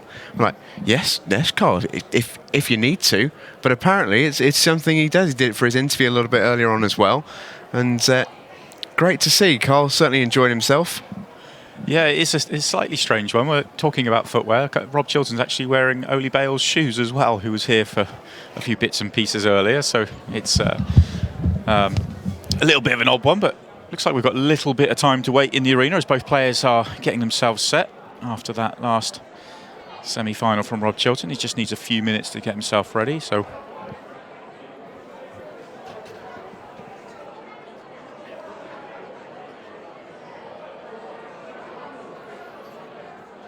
well, whilst we wait for this match to get underway, Stephen Jameson has just run out the commentary box to go and find Phil Taylor for a few words. Well, yeah, Phil, so glad to see you here. Thank How you. much have you enjoyed your experience? I've loved it. I've loved it. I've never been so near. I played in finals in front of thousands and thousands and thousands of people, and I've never been so nervous in my life, honestly. And you don't realise, honest to God, when people say to me, you make the game look easy, Rob makes that game look so easy, and it's not. It's not. It's something that blows my mind every week when I see these top players. Yeah. It was something I thought might be an advantage because you have got that sort of big night experience in front of playing thousands in live, millions on the TV, but very much taken out of your comfort zone tonight. We saw you in practice, you got a couple of frames on the board against Carl, and we thought you could spring a bit of an upset tonight. It was decent from you at times. No, not at all. He's you wouldn't believe how good that fella is. I mean, you watch it on TV, and I'll tell you another thing as well. Because I like snooker, and I watch the snooker, and I play snooker. But the difference on a snooker table is you've got a lot more space to leave your white ball. Where in a pool table, you can leave. You can work into this space on a snooker table. On a pool table, you're literally working to millimeters, and that's how good these players are. You really need to be dedicated and practice. It's so good. They are so good. It's great to watch. Which I know is something that you prided yourself on for so many years during your career, was the art of practice, the art of perfecting every little microcosm, and that's something that these lads have to do at the top level. You've got to do. If you want to earn the money, you've got to be dedicated. I was a father with 4 children, so I had a family to look after, and I had nothing at the time. So my ambition was to go out and make a living. World titles wasn't even in my head. That was just a bonus, really. But the main thing is to go and make everybody secure. Make sure you put bread on the table. But this is what these lads are doing. The prize money isn't as good, but if the sponsors actually came and watched this and played it, they'd realise how hard this sport is. And it's brilliant. It really is. And you've seen a real mix tonight as well, because you've got 2 legends of the game who were top of the game in the late 90s, and you've got young Geo Edgar, just 16 years of age. The talent on display here is ludicrous, isn't it? From the 90s. I'm from the 80s. Shut up. No, honestly, I mean, normally I'd lose and I'd be out through the door, but this time I'm going to stand and watch this, because I hope Rob plays as well again as what he did before. I really do, because he just doesn't miss. You don't realise, honestly, you watch it on TV and it looks easy. Oh, I could do that. Try it, honestly, they're so good. Right. Great to watch, honestly. Great to sit down, watch it. I feel like Ronnie O'Sullivan now at the minute, honestly, he's so good. Glad you've enjoyed your experience, Great sport, Phil. and I'm going to start practicing more now. Love to hear that, Thank you. And enjoy watching the final as well. I am going to. Thank you. Back to you, Si. Oh, brilliant to have Phil Taylor here tonight. Great words there as well as we turn our attention to tonight's final, and it's a cagey opening frame between these 2 great players. Was a good break from Rob, but nothing too much to go at, and it's still not ideal for him, even though he's in here. 2 yellows at the bottom of the table are a real problem for him, and he's not sure if he's even on this one in the centre or not. Oh, lovely to hear Phil Taylor's enjoyed his night. Still going to. He's sticking around to watch this final. As well he might. This is going to be a great game. Yeah, I must admit, it's that's a lovely shot from Rob. Look at that. Amazing pot off the red with the yellow. And I must admit, it's something that I never thought I'd be able to say this as a completely below average darts player, but it's something I can really resonate with Phil Taylor on, is I totally get what he means when he watches these top players and how easy they make the game look. So I've been commentating on pool for a number of years now, and I play the game like everyone else, and it never fails to amaze me just how good these top pros are. They're inspiring to watch. They make me want to play the game, and I get out on the table, and I can't believe how difficult it is. And I've always thought that, and they make it look so simple. It's infuriating. But it's great to watch. It is, and actually, when you watch great players playing, they make it look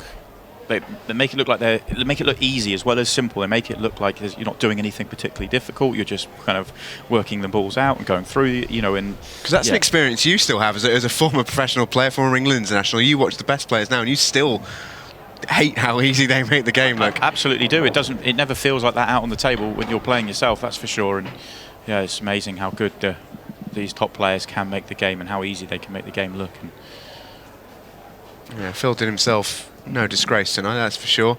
8-0 defeat is one that looks hard to read on black and white, but yeah, good account of himself, I thought. Interesting to hear how nervous he was as well. Take anyone out of the comfort zone, and it's not easy.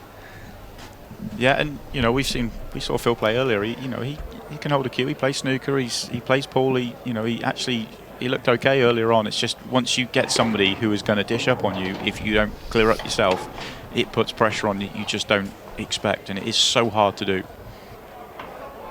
All right, let's turn our attention to tonight's final, because one of these two is making up an all-star lineup for our first last 16 foursome. It will be Jordan Shepherd, Chris Melling, Phil Harrison, and one of Rob Chilton and Carl Morris. Doesn't get any easier for these two once they've got past each other. That is a it's a shark tank of a last 16, isn't it? Yeah, they just can't think that far ahead. They've got one man to deal with right now. Beautifully done by Carl Morris. He scrapes through the first frame of tonight. And if you are just joining us, following the Phil Taylor expose, this is Carl Morris, an absolute legend of the sport. 1998 world champion. Fallen in and out of the game, especially in recent years. We've not seen a lot of Carl at all. He was the world #1 at the turn of the millennium. And one thing to note, he is deaf. You can see there the National Deaf Children's Society on his polo. He's a big advocate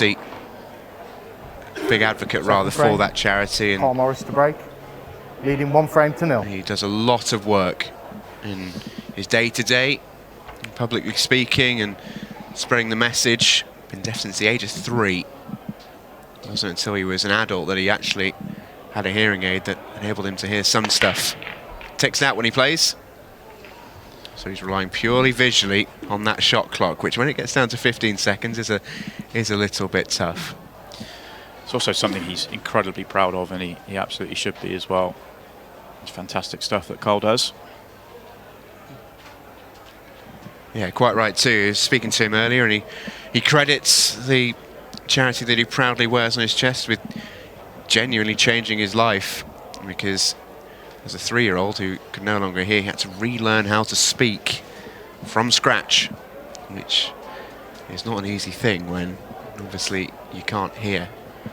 And his parents at the time worked with the charity, gave them all the good advice. Extension called. And Carl firmly believes that they changed his life for the better, enabled him to do all the great things that he's done in his life, and he's done a few. Not just a world champion, he's had plenty of adventures around the world as well. Yellow balls in play. Truly inspiring man. Meeting him for the first time today, I've absolutely loved being in his presence. He's an infectious character, he's a brilliant player as well. He's got a great matchup tonight. Either one of these two worthy entrants into the last 16 of any competition.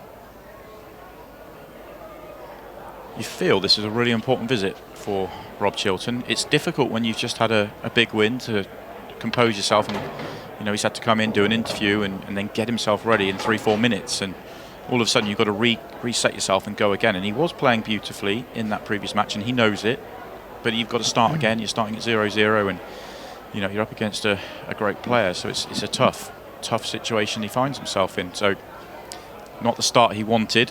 Didn't take his opportunities in the first frame, and he's finished awkward already in this chance. And missed that pot by some distance. I think half an eye on the cannon as well as the pot, which he would have got. You know, the yellow got in the way, but it's another chance that's gone away from Rob Chilton, and he's left a decent opportunity here for Carl Morris. Awkward queuing for this first shot, but he's just got to drop this red in.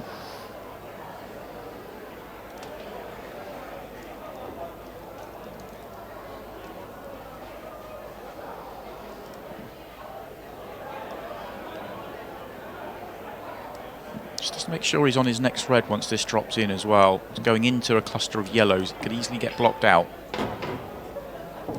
And that's okay. I think he's on the one over the bottom right-hand corner. He could cut the one back to the top left corner as we look, the bottom left corner from the main camera. Awkward queuing again.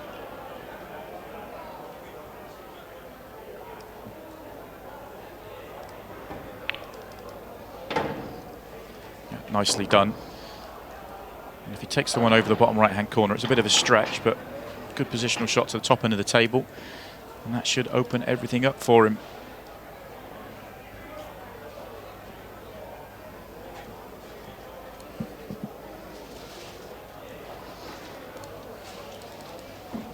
As we mentioned earlier, both Carl and Rob use fairly short cues. Rob, very short cue. Yeah, they were bonding over it earlier on in the back, which makes stretching that even a little bit harder. Extension called. Oh, hello. Don't see that very often. That's something you see down the pub regularly, but you do not see that on at this level of the game very often. That probably tells a story of how much he does not like using the rest, because it's not that difficult a shot really for the rest.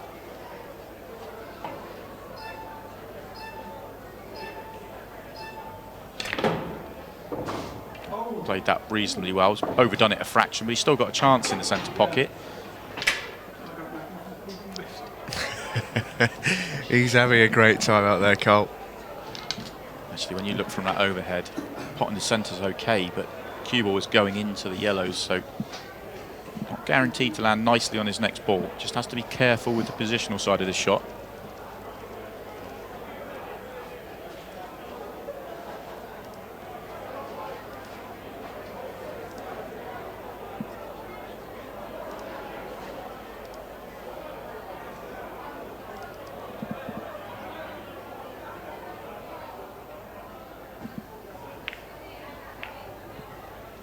Missed the pot.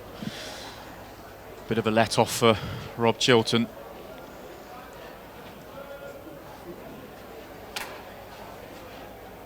Oh, it's as close as you can get without making it. Yeah. I still don't know how that didn't drop, even watching it the second time. Still waiting for it to. Rob straight after the skill shot. Important he makes both balls here. Yeah, that's how you do it. I saw Geo Edgar do a very similar attempt in the first match tonight. That's how simple it should be. Geo didn't quite get that one right. Got most of his other shots right, albeit. This could be a nerve settler for Rob.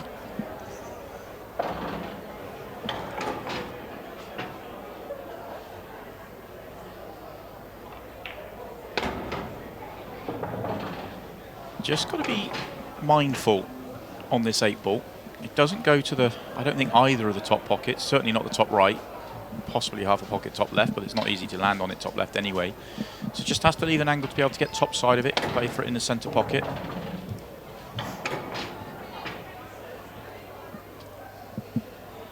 Looks like if he screws it straight back, he'd be going into the 8-ball. That's why he's just slumped his shoulders a fraction, because if he comes straight back now, he's going into the 8-ball, which means he's not going to be on it. Just needed one more roll on that previous positional shot and it would have been simple. Can he pinch the pocket just to get one side of the 8-ball or the other? No, but I think he just about can cut this back.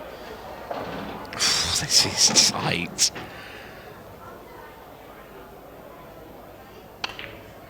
Yeah, well played, Rob Chilton. You can just tell in the first two frames of this match he's battling a bit, isn't he? Just trying to find his form again. And that will just settle him down. Level out the old nerves. There he is, Rob Chilton, the man from Dudley. A rack cue he uses, heavily modified by Sean Daly.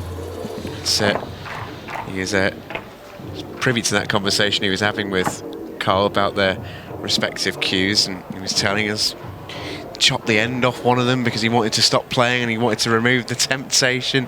He's put little grooves in it, little bits of tape because it's a rack cue. He can't have it custom made, so he needs to know where to hold it. All the sort of modifications and alterations that you'd expect from rank amateurs, really, but these two really are some of the best players around. It just goes to show the levels of sort of authenticity about them. There's no frills or anything like that. They're just talented players. Also, when you find a cue that you really like, you kind of want to keep hold of it and make it work, and you can be with it for a very long Red ball's time. in play. So, looks like he's found one that he really likes, and I have to say, he mentioned that it's a really, really short cue, but also the fact that he holds the cue a long way in from the end of the cue as well, so he could go even shorter if he wanted to. Massive break from Rob. Once again, we saw a few big breaks earlier on from him as well. Biggest problem for him is that 8-ball going towards the cushion. It's an awkward ball just to land nicely on. He's tried to move it and not moved it very far at all. Moving it right just a fraction off the cushion though does, I think, make it a little bit more doubleable, but it's difficult to land on that double actually with where the yellow is. Yeah, I didn't think he was going to try and move it. I could see why, because he's moved it in such a way that whatever happened, whatever cannon he got, he was going to be on a choice of balls. So therefore it was worth the risk, because if he nudges that over the middle pocket, it just makes everything really simple. But it's in a position where there's no yellows in the way, so he can play on it. And the red at the top of the table is actually quite a nice ball to play on it. Oh, tough cueing on this next one, but he's still alive on this break.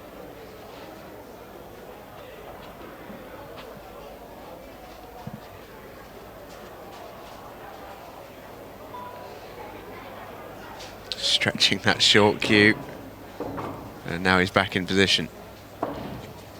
Yeah, that's not bad at all. It's fairly straight to the top right corner. Come back a couple of inches and leave yourself on the one in the centre. He's come back a fraction too far, but there's enough room to be able to control the cue ball if he has to go in and out the top end of the table, which he may well have to do. Anywhere near 3/4 ball, possibly even half ball on the red to the top right hand corner would be perfect to land on the 8-ball.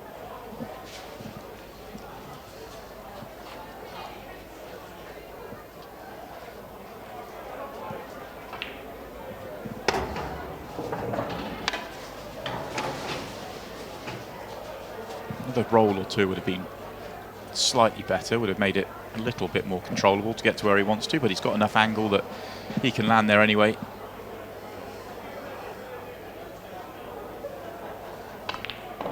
Just forced it in a fraction, and still a tough 8-ball. Just landed on it as nice as he can. He's not going to be hampered queuing by the yellow. Pressure on the 8-ball though.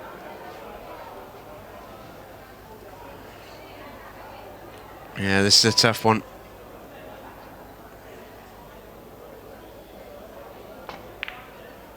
Oh, that's a good pot.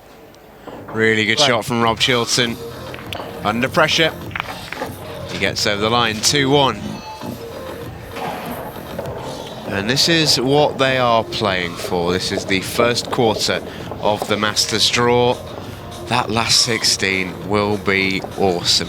Whoever ends up in it, that will be awesome. Already can't wait for Jordan Shepherd against Chris Melling. That's such a good game to look forward to. Phil Harrison versus either one of these two, likewise. And then the winner of both of those will play each other in the quarterfinal. The winner goes through to finals night. Trailing 2 frames. Long way away that yet though. This is our 4th week of competition, which means we'll have 16 more weeks until we see these two players again.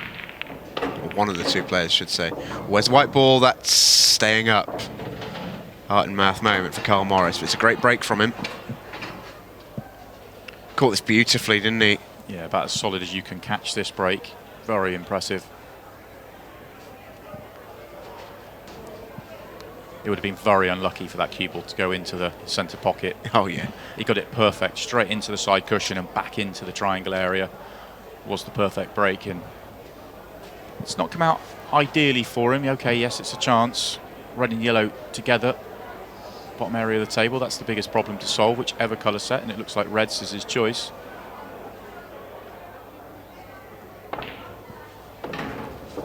Red ball's in play. Not happy. It's difficult to get into the cue ball there to do what he wanted to do with the white. It's hampered queuing due to the jaw of the pocket that he landed so close to being into. It's actually landed in a really awkward spot now. cut back to the top left, thin cut to the top right. Neither particularly inviting, especially when you look through the whole finish.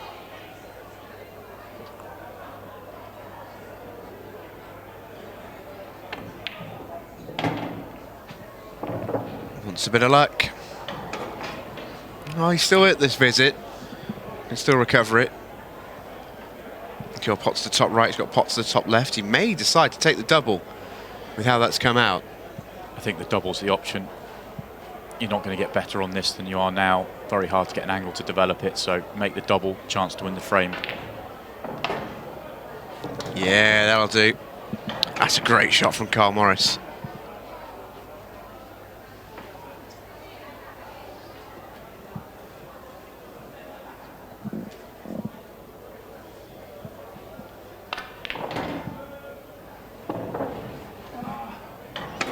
A bit too far there, though. Talking us through every moment. Yeah, he still hasn't got hold of the cue ball all the way through this visit. He's in better shape now than he was a couple of shots ago, though, because he can still control this next shot.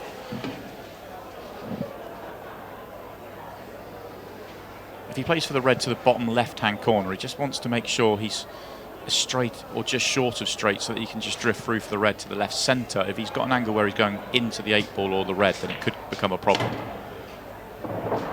If he's on it, yeah, that's perfect. That's absolutely perfect. He's got plenty of angle.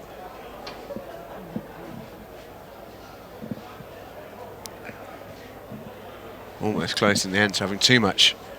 I'm not quite being on it, but this is set now to make it 2 apiece for Carl Morris.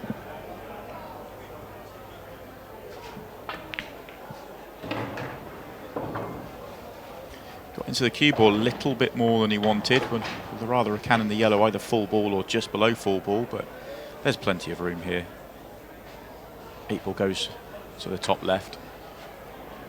Doesn't need to try and get on it in the middle pocket. Spector was in his interview beforehand, Carl Morris, that he absolutely loves the pressure, thrives under the environment of a tough match in tough circumstances. This is a tough pot. Never in doubt. 2 apiece. Good game, this one. We thought it might be. It's an even game so far. We thought it might be too. Yeah, scrappy opening frame, but both of them have now had great finishes and both up and running. Well, this is Group 5, Group 6, Group 7 and 8. Ben Flack, Carl Sutton, Hitan Patel and Eddie Barker. That is next week's action. Looking forward to seeing those 4 go. Dave McNamara, the headliner in Group 6. He's got a match against Mad Mac Martin McIntosh. He'll play the winner Morgan McInnes and Sam Bircher. Welcome Black. Frame number 5. Josh Kane and Jordan Rob Church into 2 frames all. Group 7. That'll be a good battle. Looking forward to seeing Josh Kane back in action. He was very impressive in the previous event and unfortunately had to pull out of it due to COVID and wasn't able to take his place in the second stage, which was a real shame for him and for the competition. Yeah, he was excellent, wasn't he? Such a shame that we didn't get to see him go again, as Rob Chilton nearly takes out the table like that. But it's come up dry for him. He's getting a good split on them, but not quite the run of the balls there.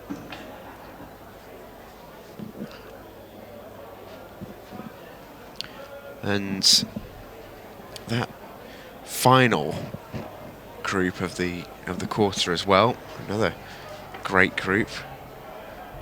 It's got Declan Brennan in it, the Irish superstar. Yeah, one of the top young Red players balls in around. play. He really is a superstar in the making.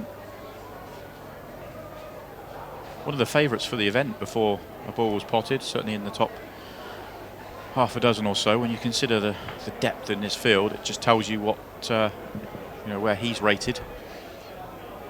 Yeah, he's got an opening match against Oli Bale, Craig Lake and Callum Ranson, the other side of that one. Actually, saw Oli in action earlier on today. He popped down to do a bit of an exhibition with Phil Taylor. I'm sure you'll be seeing the footage from that in a little bit. But if you're not familiar, Oli the Bullet Bale has one hell of a party piece. He's a phenomenal pool player. He's also probably the best one-handed pool player in the world, and it's incredible. It really is. It really is. I mentioned this earlier when you were off to interview Phil Taylor, but actually it's his shoes in action tonight, because it's Rob Chilton is actually playing with his shoes. There was an issue with Rob's shoes out there. So I didn't know that. That's amazing.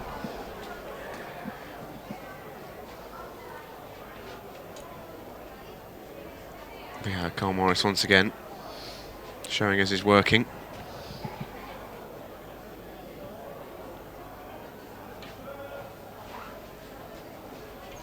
We reach exactly the halfway point of this match. 25 minutes left to go. 2 apiece. Just have the feeling this one's going to go all the way down to 0. Can't see a race to 8 getting completed in this one. Oh, that's a better shot than it looked. Already forced an angle there, and he's just about okay.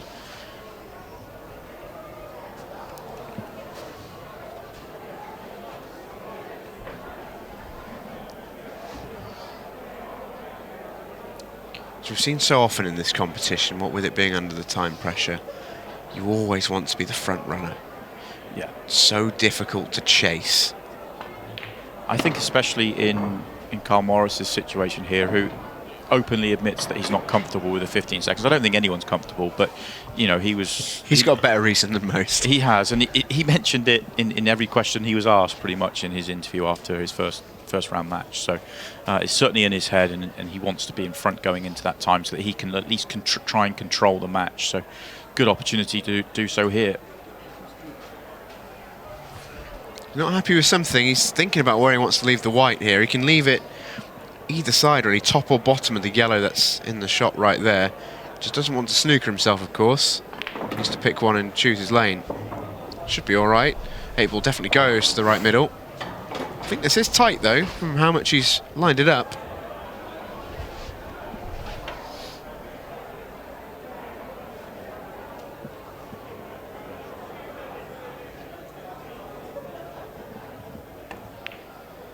There we go, no problems.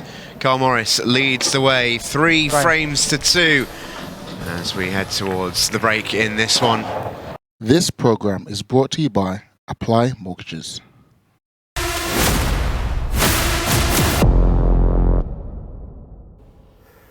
Welcome back to the Ultimate Pool Masters here on Free Sports. We're about to decide who is heading through to the last 16, who will join Jordan Shepherd, Chris Melling and Phil Harrison. It'll be either one of Rob Chilton or Carl Morris. Currently finally poised at 3-2 to Houdini.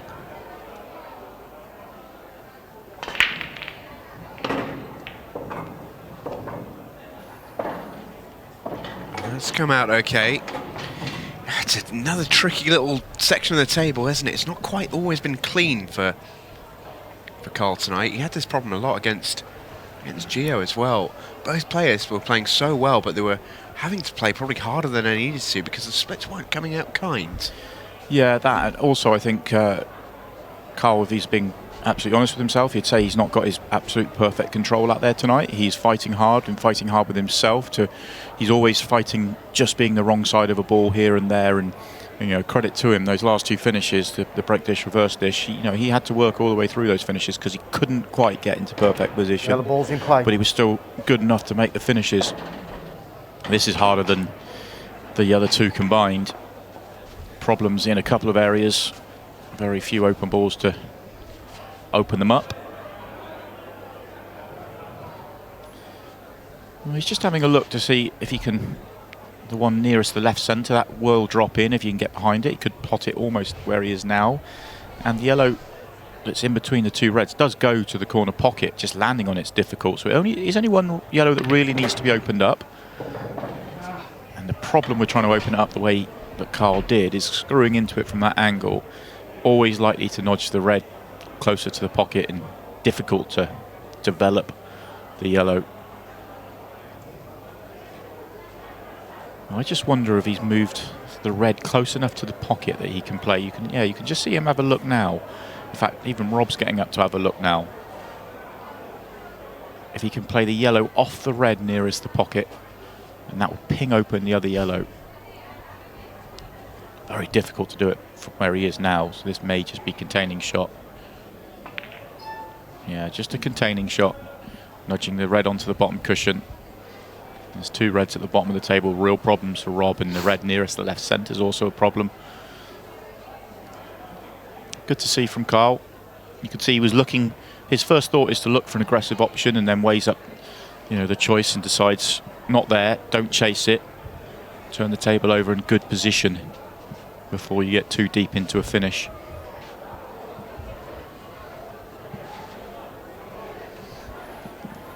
It's not easy for either player at the moment.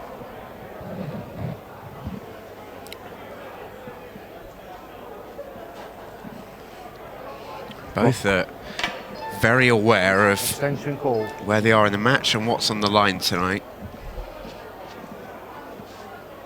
No one wants to be the first to make a big mistake.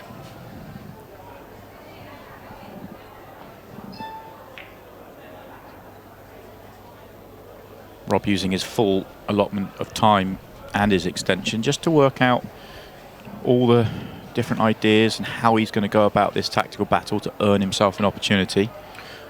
We didn't get to see any of it against Phil Taylor, of course, because he beat him pretty handily, but we saw plenty of the Carl Morris tactical game, the safety play against Geo Edgar. Must have had a couple of really good tactical battles. Carl looks like he's barely missed a beat in that sense.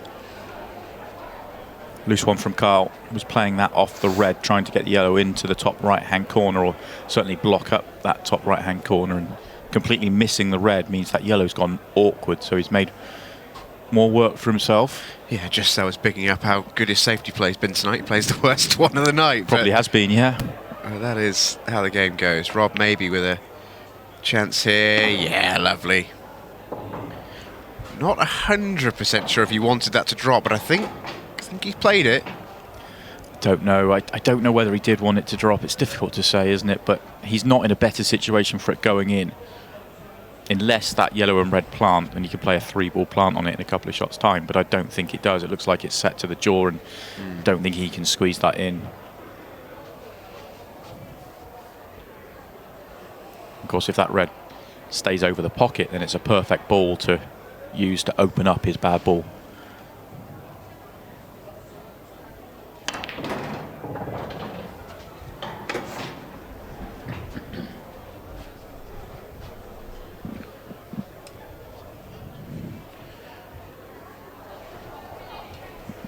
We could be eyeing up a 3-ball plant. I don't think it's on. He could flick off the red and have the cue ball rest into the yellow and just flick the red over the pocket. That would be an option. Well, that camera angle tells me that, well, it's closer to going in than I thought it was from the main camera angle, but I still don't think it's on. If he does play the 3-ball plant, then the red that he plays initially will, well, that camera angle tells me it's not there, so. Camera angles lie, Sly. We've said this before. I think I need my eyes testing. That looked not on to me, but an excellent shot. And the point I was going to make was that if he does play the 3-ball plant, then what he needs to do is make sure that the red he's playing doesn't get tied up, and that's absolutely what he's managed to do. So we questioned whether that first shot he was trying to play the pot, and he absolutely was, because he had that 3-ball plant in mind at that point. Yeah, this shot's the big one. He needs to leave himself a really good white here. But ideally wants to leave an angle to not leave an 8-ball at distance. I think he'll be pleased with that. Yeah, just guard against finishing absolutely straight on it, not going too far, and he's got a lovely angle now just to drift up behind that 8-ball, and been an excellent visit to the table here for Rob Chilton. Just needs to put the finishing touches to it. Yeah, this has been brilliant. This final continues to swing from one player to the other. To and fro they go. It's 3 apiece. A couple couple of really good finishes from both players. None better than that last one from Rob. That really was excellent. Had to be very creative early in that visit, and then once they were opened up, perfect control.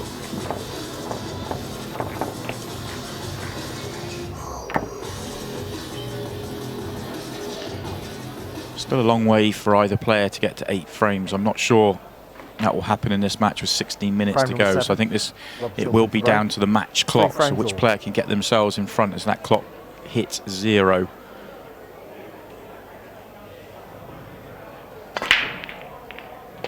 Another crunching break from Rob. He really does get through that break beautifully. Yeah, when he hits them, they really do stay here, don't they? He had a bit of a love-hate relationship with the break tonight as Rob. He's had a couple where really haven't gone his way, but when he's got it right, my goodness me, has he got it right.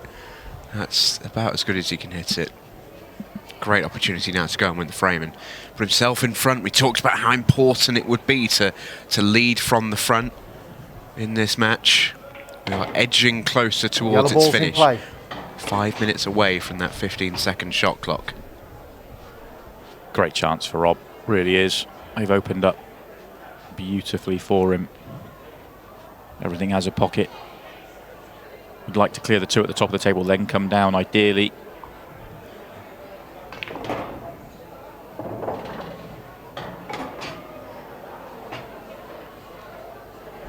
Centre of the table is perfect. Give him a choice of 2. We can take him in either order.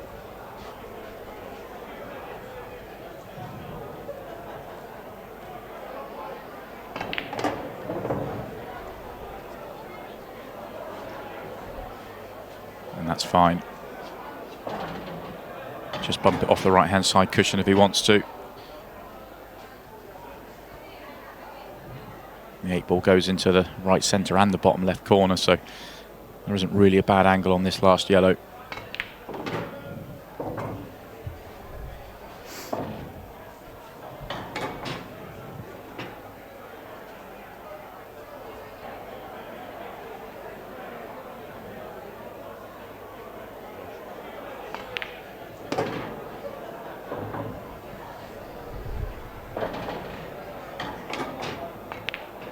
Very impressive stuff from Rob Chilton. He goes back in front. It's been one way and then the other in this match so far. Both players are playing at a very high level right now.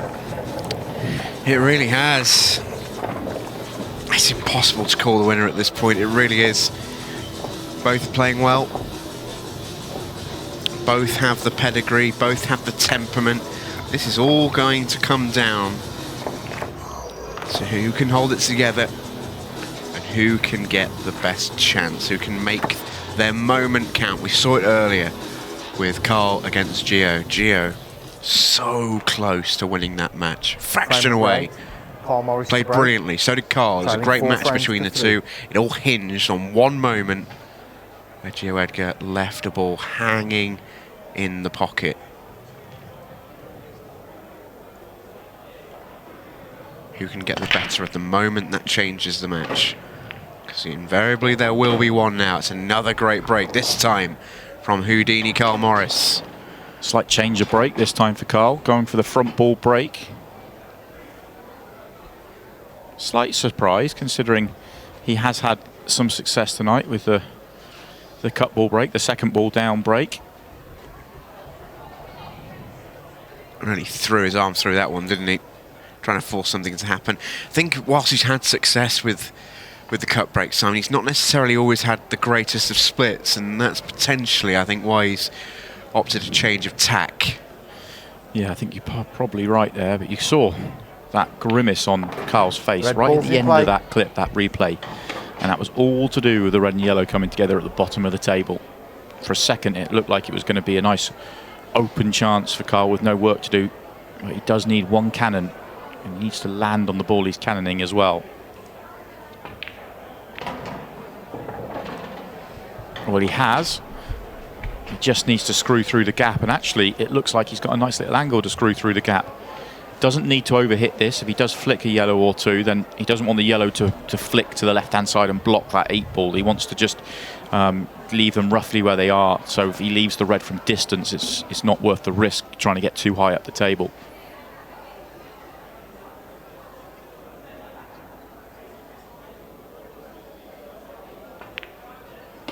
beautiful. So well played. He's a little bit annoyed. He's really annoyed. Actually, in hindsight, I thought it was beautiful because he hit the gap, but he was playing the cannon on the yellow. He felt he was just going to get that little feather on that, one of the yellows on the left-hand side of the cluster there, and in fact, he hasn't. Has left him awkward. Yeah, red ball blocking red ball. Problem. Can he cut the one right at the top in? Possibly. Long plant, maybe, is another option. He's annoyed. He's brilliant to watch, Carl. You're never in any danger as to wondering what he's thinking. He lets you know. Is he looking at the long plant here? This would be some shot. If so, this would be amazing. And at this juncture of the match, this is massive. Talks about moments deciding matches.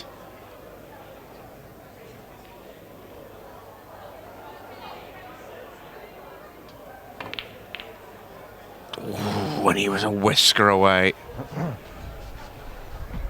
Very annoyed with himself as well, throwing the cue forward.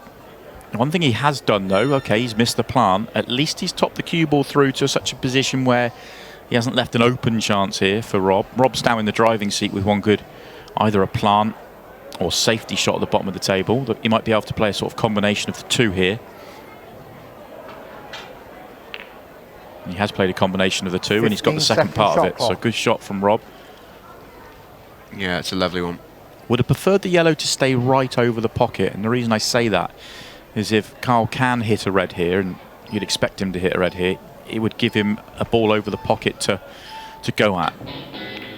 Oh, you're kidding me! You are kidding! Carl Morris, what a shot! What a shot! That's amazing. I was worrying a little bit because he was very blasé around the table. I was worried he might not have noticed the shot clock change. He saw the 5-4-3-2-1 pop up. He got down on the shot. He played it with less than a second remaining until it would have been an illegal shot, and he's buried it. We talked about moments deciding matches. That could be the moment for Carl Morris. Houdini pulls a rabbit out of the hat and ties things up. Frame. Wow! Absolutely incredible, really is. And you could just see in the background of one of the shots there the face that Rob was pulling, the frustration, because he knows he played a good shot there. He put Carl under pressure, and Carl's come up with a big shot. If that doesn't fly in, then we're talking about Rob Chilton being 5-3 in front. That's such a big frame to win. Rob can't let it affect him. Nothing he could have done about it. He played a brilliant safety shot after Carl gave him the chance to come back to the table in that frame. Frame number 9. Played a great shot. Rob Chilton to break. But Carl, 4 frames with a all. moment of magic, squares things up. 8.5 minutes left, 15-second shot clock. This one is getting the pulses racing. Another cruncher of a break from Rob Chilton. These have come out okay, I think, if he's got an opening pot. Decent chance as well. Reds look a little bit easier, certainly at the early part of it. There's one that's semi-awkward red. Yellows are probably an easier finish all the way through, but he doesn't have a good opener, so reds are his choice. I have to say, it looked like Rob was putting even extra into that break. A bit of frustration let out as well, I think. Don't forget as well, first time Rob's playing on the 15-second shot clock. Wasn't required in his win over Phil Taylor. He has experience of it in the previous competition, though, playing in the Champions League.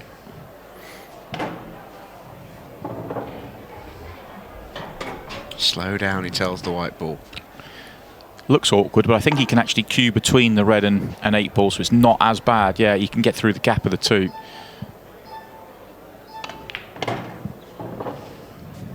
It's actually the red by the 8 ball that's the trickiest ball to work out. Would have liked an extra roll or two down the table. He's a little thin on this red to the top right. I think he's just about okay, though. Yeah, he was okay. Oh, that's perfect. What a beautiful positional shot. So easy and respected there by Carl Morris as well. So easy to underhit or overhit that shot. And if you under or overhit that shot, you don't have a nice way of getting to this last red. Made to look so simple by Rob Chilton. What we were saying earlier about how the best players make the game look so easy. And playing that shot, he's given himself 2 really simple pots to win the frame. Without it, he'd have been in a much trickier position. Super play from Rob Chilton. This for 5-4.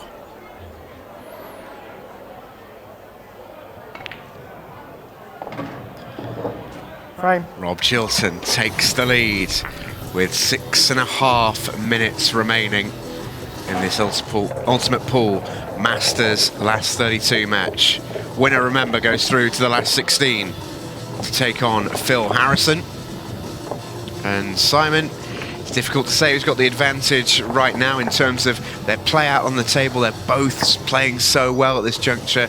But if you want to be anyone, you want to be Rob Chilton in this scenario. Leading at this stage is key. Yeah, and that response to that amazing shot from Carl Morris by Rob was equally as impressive. That was okay. It was built on the back of a massive break, but a couple of good positional shots required. But to be able to respond to that previous shot going against him when it looked like he was going to go 5-3 in front, very impressive from Rob. Carl makes a ball. He doesn't dare touch it. Stay right there, he says. He don't touch the table. That is hanging on by a thread. Has he got an opening shot? Extension called.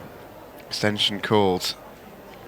Yeah, he doesn't. It's not just the fact the cue ball hasn't dropped in, it's the fact that he's on nothing. So that's doubly frustrating for Carl Morris. Oh, okay. What went in?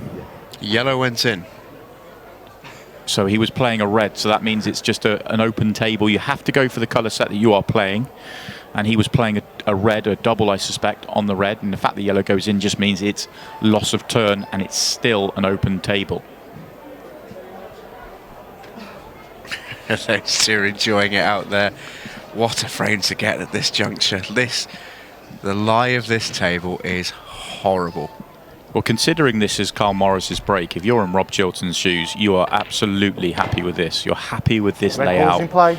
You want Carl to chase a bad finish here and just leave an open table for him. And if Carl doesn't want to chase a bad finish, then I'm pretty sure Rob is not going to himself. He is going to try and contain and delay, try and use up as much of that 4.5 minutes or just under 5 minutes of the clock. Everything right now, Rob Chilton's favour.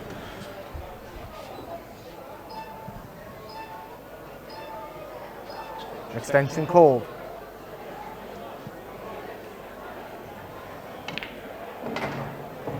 A little surprised he's decided to pot a ball because there's no way he's going for a finish here, and you'd think keep as many on the table as possible. Yeah, I refuse to believe he's going for a finish. Surely not.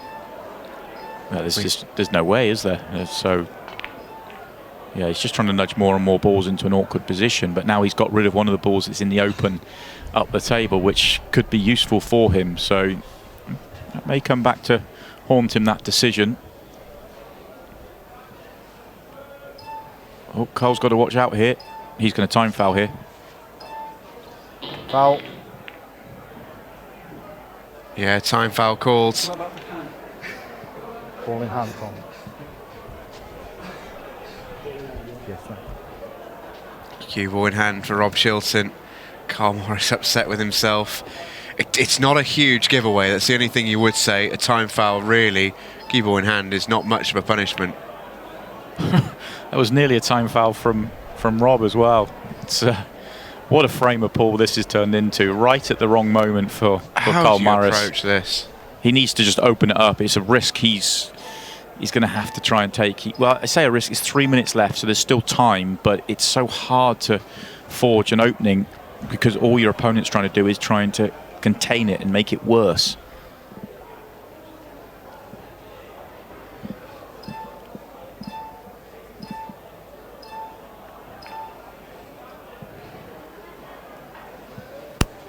Carl could could be tempted here. No, he's going to wait. Oh, doesn't want it to go in. But again, it's not the end of the world. What we said earlier, it's cue ball in hand at this stage, isn't it? It's not going to allow Rob to win the frame. No, there's not a huge amount Rob can do here. He's just going to, again, just try and make it as awkward as possible. Get this yellow in amongst those two reds. Yeah, good choice. Good shot. It's a good shot as well. Left a really good white. I think if I'm Carl Morris here, just hitting this red against the cushion and trying to force something. Hit and hope.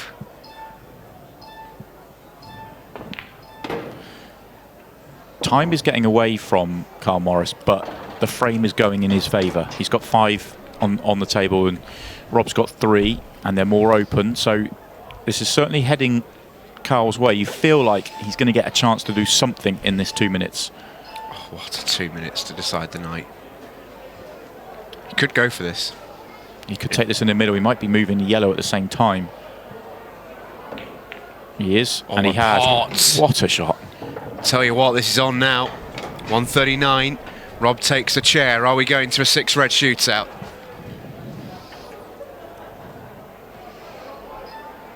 Carl Morris now has to hold it together, has to hold his nerve. Can't make the pot. And that was a great chance as well, because it looks like the 8 ball's tied up, but that red to the bottom right-hand corner is just the perfect ball to open it up. That was, Carl would have, if it wasn't for the shot clock and the situation we're in, you'd expect Carl to Morris to clean that up there. This isn't over yet, though. Yes, Rob can pot this one, get himself another 15 seconds. He can't pot this next one, he can't pot the other. Carl will be coming back to the table. He will have a chance. Well, Rob's going to squeeze this yellow in behind those 2 reds and knock those reds towards the 8 ball. Try and make it as horrible as possible. Yeah, well done. That's not come out too kind. He will get cue ball in hand, though. I'd be amazed if Rob gets out of this snooker. Wasn't a foul. Right here, Rob's got to try and hit this yellow. Oh, what a shot! To avoid the cue ball in hand. And that will probably do it, unless we saw his speed pull ability earlier, Simon. This would be amazing. 13 seconds. Can Carl Morris do it? 9 seconds. He's just going to run out of time, I think. Oh, he would have been so close. Every second counts, and Carl Morris is short by about 10. Match, Rob Chilton. Carl Morris absolutely gutted at the end of that one. That was such a dramatic finish between 2 brilliant friends, 2 brilliant players. They went all the way. Wow. What a match between Carl Morris and Rob Chilton. It's Rob who gets through. We'll interview him after the break. This program is brought to you by Apply Mortgages.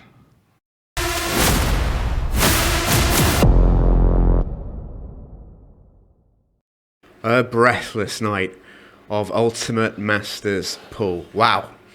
There you have it. That's confirmed. The last 16 is some last 16 draw. Jordan Shepherd against Chris Melling, Phil Harrison against Rob Chilton. That will be a night of nights, and joined by Rob. Now, Rob, a huge congratulations. You've been through the mill tonight, having to play Phil Taylor in the first round, and then that match right there, which went down to the wire. Talk us through your emotions as that final frame started to tick down. Well, yeah, I had to stop Carl from winning the frame, because I couldn't win the frame myself, so I just had to slow him down, because where the balls were, I couldn't possibly win the frame. So I just thought I need to, just stop him from winning basically as many shots as I could, and he nearly got there in the end. Yeah, it was so close, wasn't it? Was your heart in your mouth at any point during that one when he came to the table with about 45 seconds left? It always is with Carl. You saw when I think I was 4-3 up when he just smashed out the snooker and potted the red. I knew he would. I know what Carl's like. He does that a lot. So, but I thought I played well, and I thought he played well. I thought it was a good match. How pleased were you after that moment where he's got out the snooker with the red to hold your nerve to then clear really strongly, because it took a lot of mental strength there to recover from that moment to then go out and put a really good performance in the next frame. Yeah, I did. I thought I held myself together well because I hit a really big break at one frame as well. Actually, crunched them and nothing went in. I thought, here we go. And obviously when he fluked that ball, I was getting a little bit worried, but I knew I was cueing well, so I was confident of winning. But obviously Carl's a great player, and he could have nicked it in the end as well. Great to see you back at the Masters tonight. How much have you enjoyed it overall? Yeah, Been quite a unique experience for you. Yeah, I've really enjoyed it. Different. Obviously, playing Phil was great, and he's obviously given a lot of publicity to the event, which is brilliant for us. It was and he was a pleasure to play before and after the game. He was chatting a lot, and he was great to have around. To be fair. And we heard the draw just a moment ago. Yourself versus Phil Harris in the last 16. Winner plays Chris Melling or Jordan Shepherd. How excited are you for that night? Yeah, I can't wait. I think it's brilliant. Just to, I think it's a great draw for all of us. It'd be good viewing, no doubt. I'm excited for it. Yeah, probably a nightmare to play in, but for us it's fantastic to watch. We can't wait to watch you. Congrats on the win tonight. Thank you. Simon, it's back to you. Yeah, brilliant performance from Rob Chilton, but also from Carl Morris in that match. It really was a brilliant match to watch and see go through. Both players played absolutely fantastic, and there was some high drama there at the end in that tactical battle. As I'm rejoined in the commentary box by Stephen Jameson. It has been a brilliant night of pool, hasn't it? Oh, amazing. Genuinely, absolutely amazing. It's tough almost to reflect on it. But it's just been amazing, hasn't it? So many different elements to it. We obviously had the PR campaign with Phil in to drag in some new listeners and viewers. And if you have come in because of that and stayed with us, we really hope you've enjoyed the show. Please keep watching. It's a wonderful sport, and right at the end there you see, Simon, just how wonderful a sport it can be. It comes down to just the smallest possible margins. Yeah, I said this after his match. It was fantastic for Phil to give up his time and come here and be a part of showcasing this amazing sport and to a whole new audience. And we hope some of the new audience will stay on and realise how amazing this sport is. And there at the end, two great players really showcasing what an amazing sport it is. That's next week's draw. Group 5 there. Ben Flack against Carl Sutton. Hitan Patel against Eddie Barker. We've got plenty more to come there as well in the weeks following that too.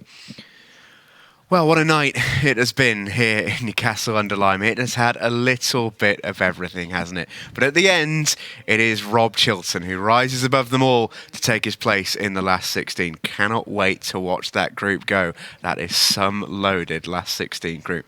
Simon, lovely to have you with us once again. We look forward to seeing you next week as week 5 of the Masters is upon us.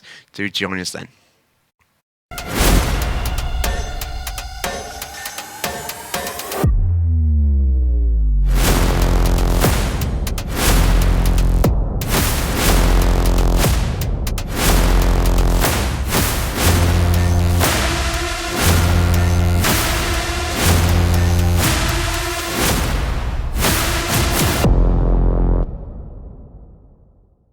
This program is brought to you by Apply Mortgages.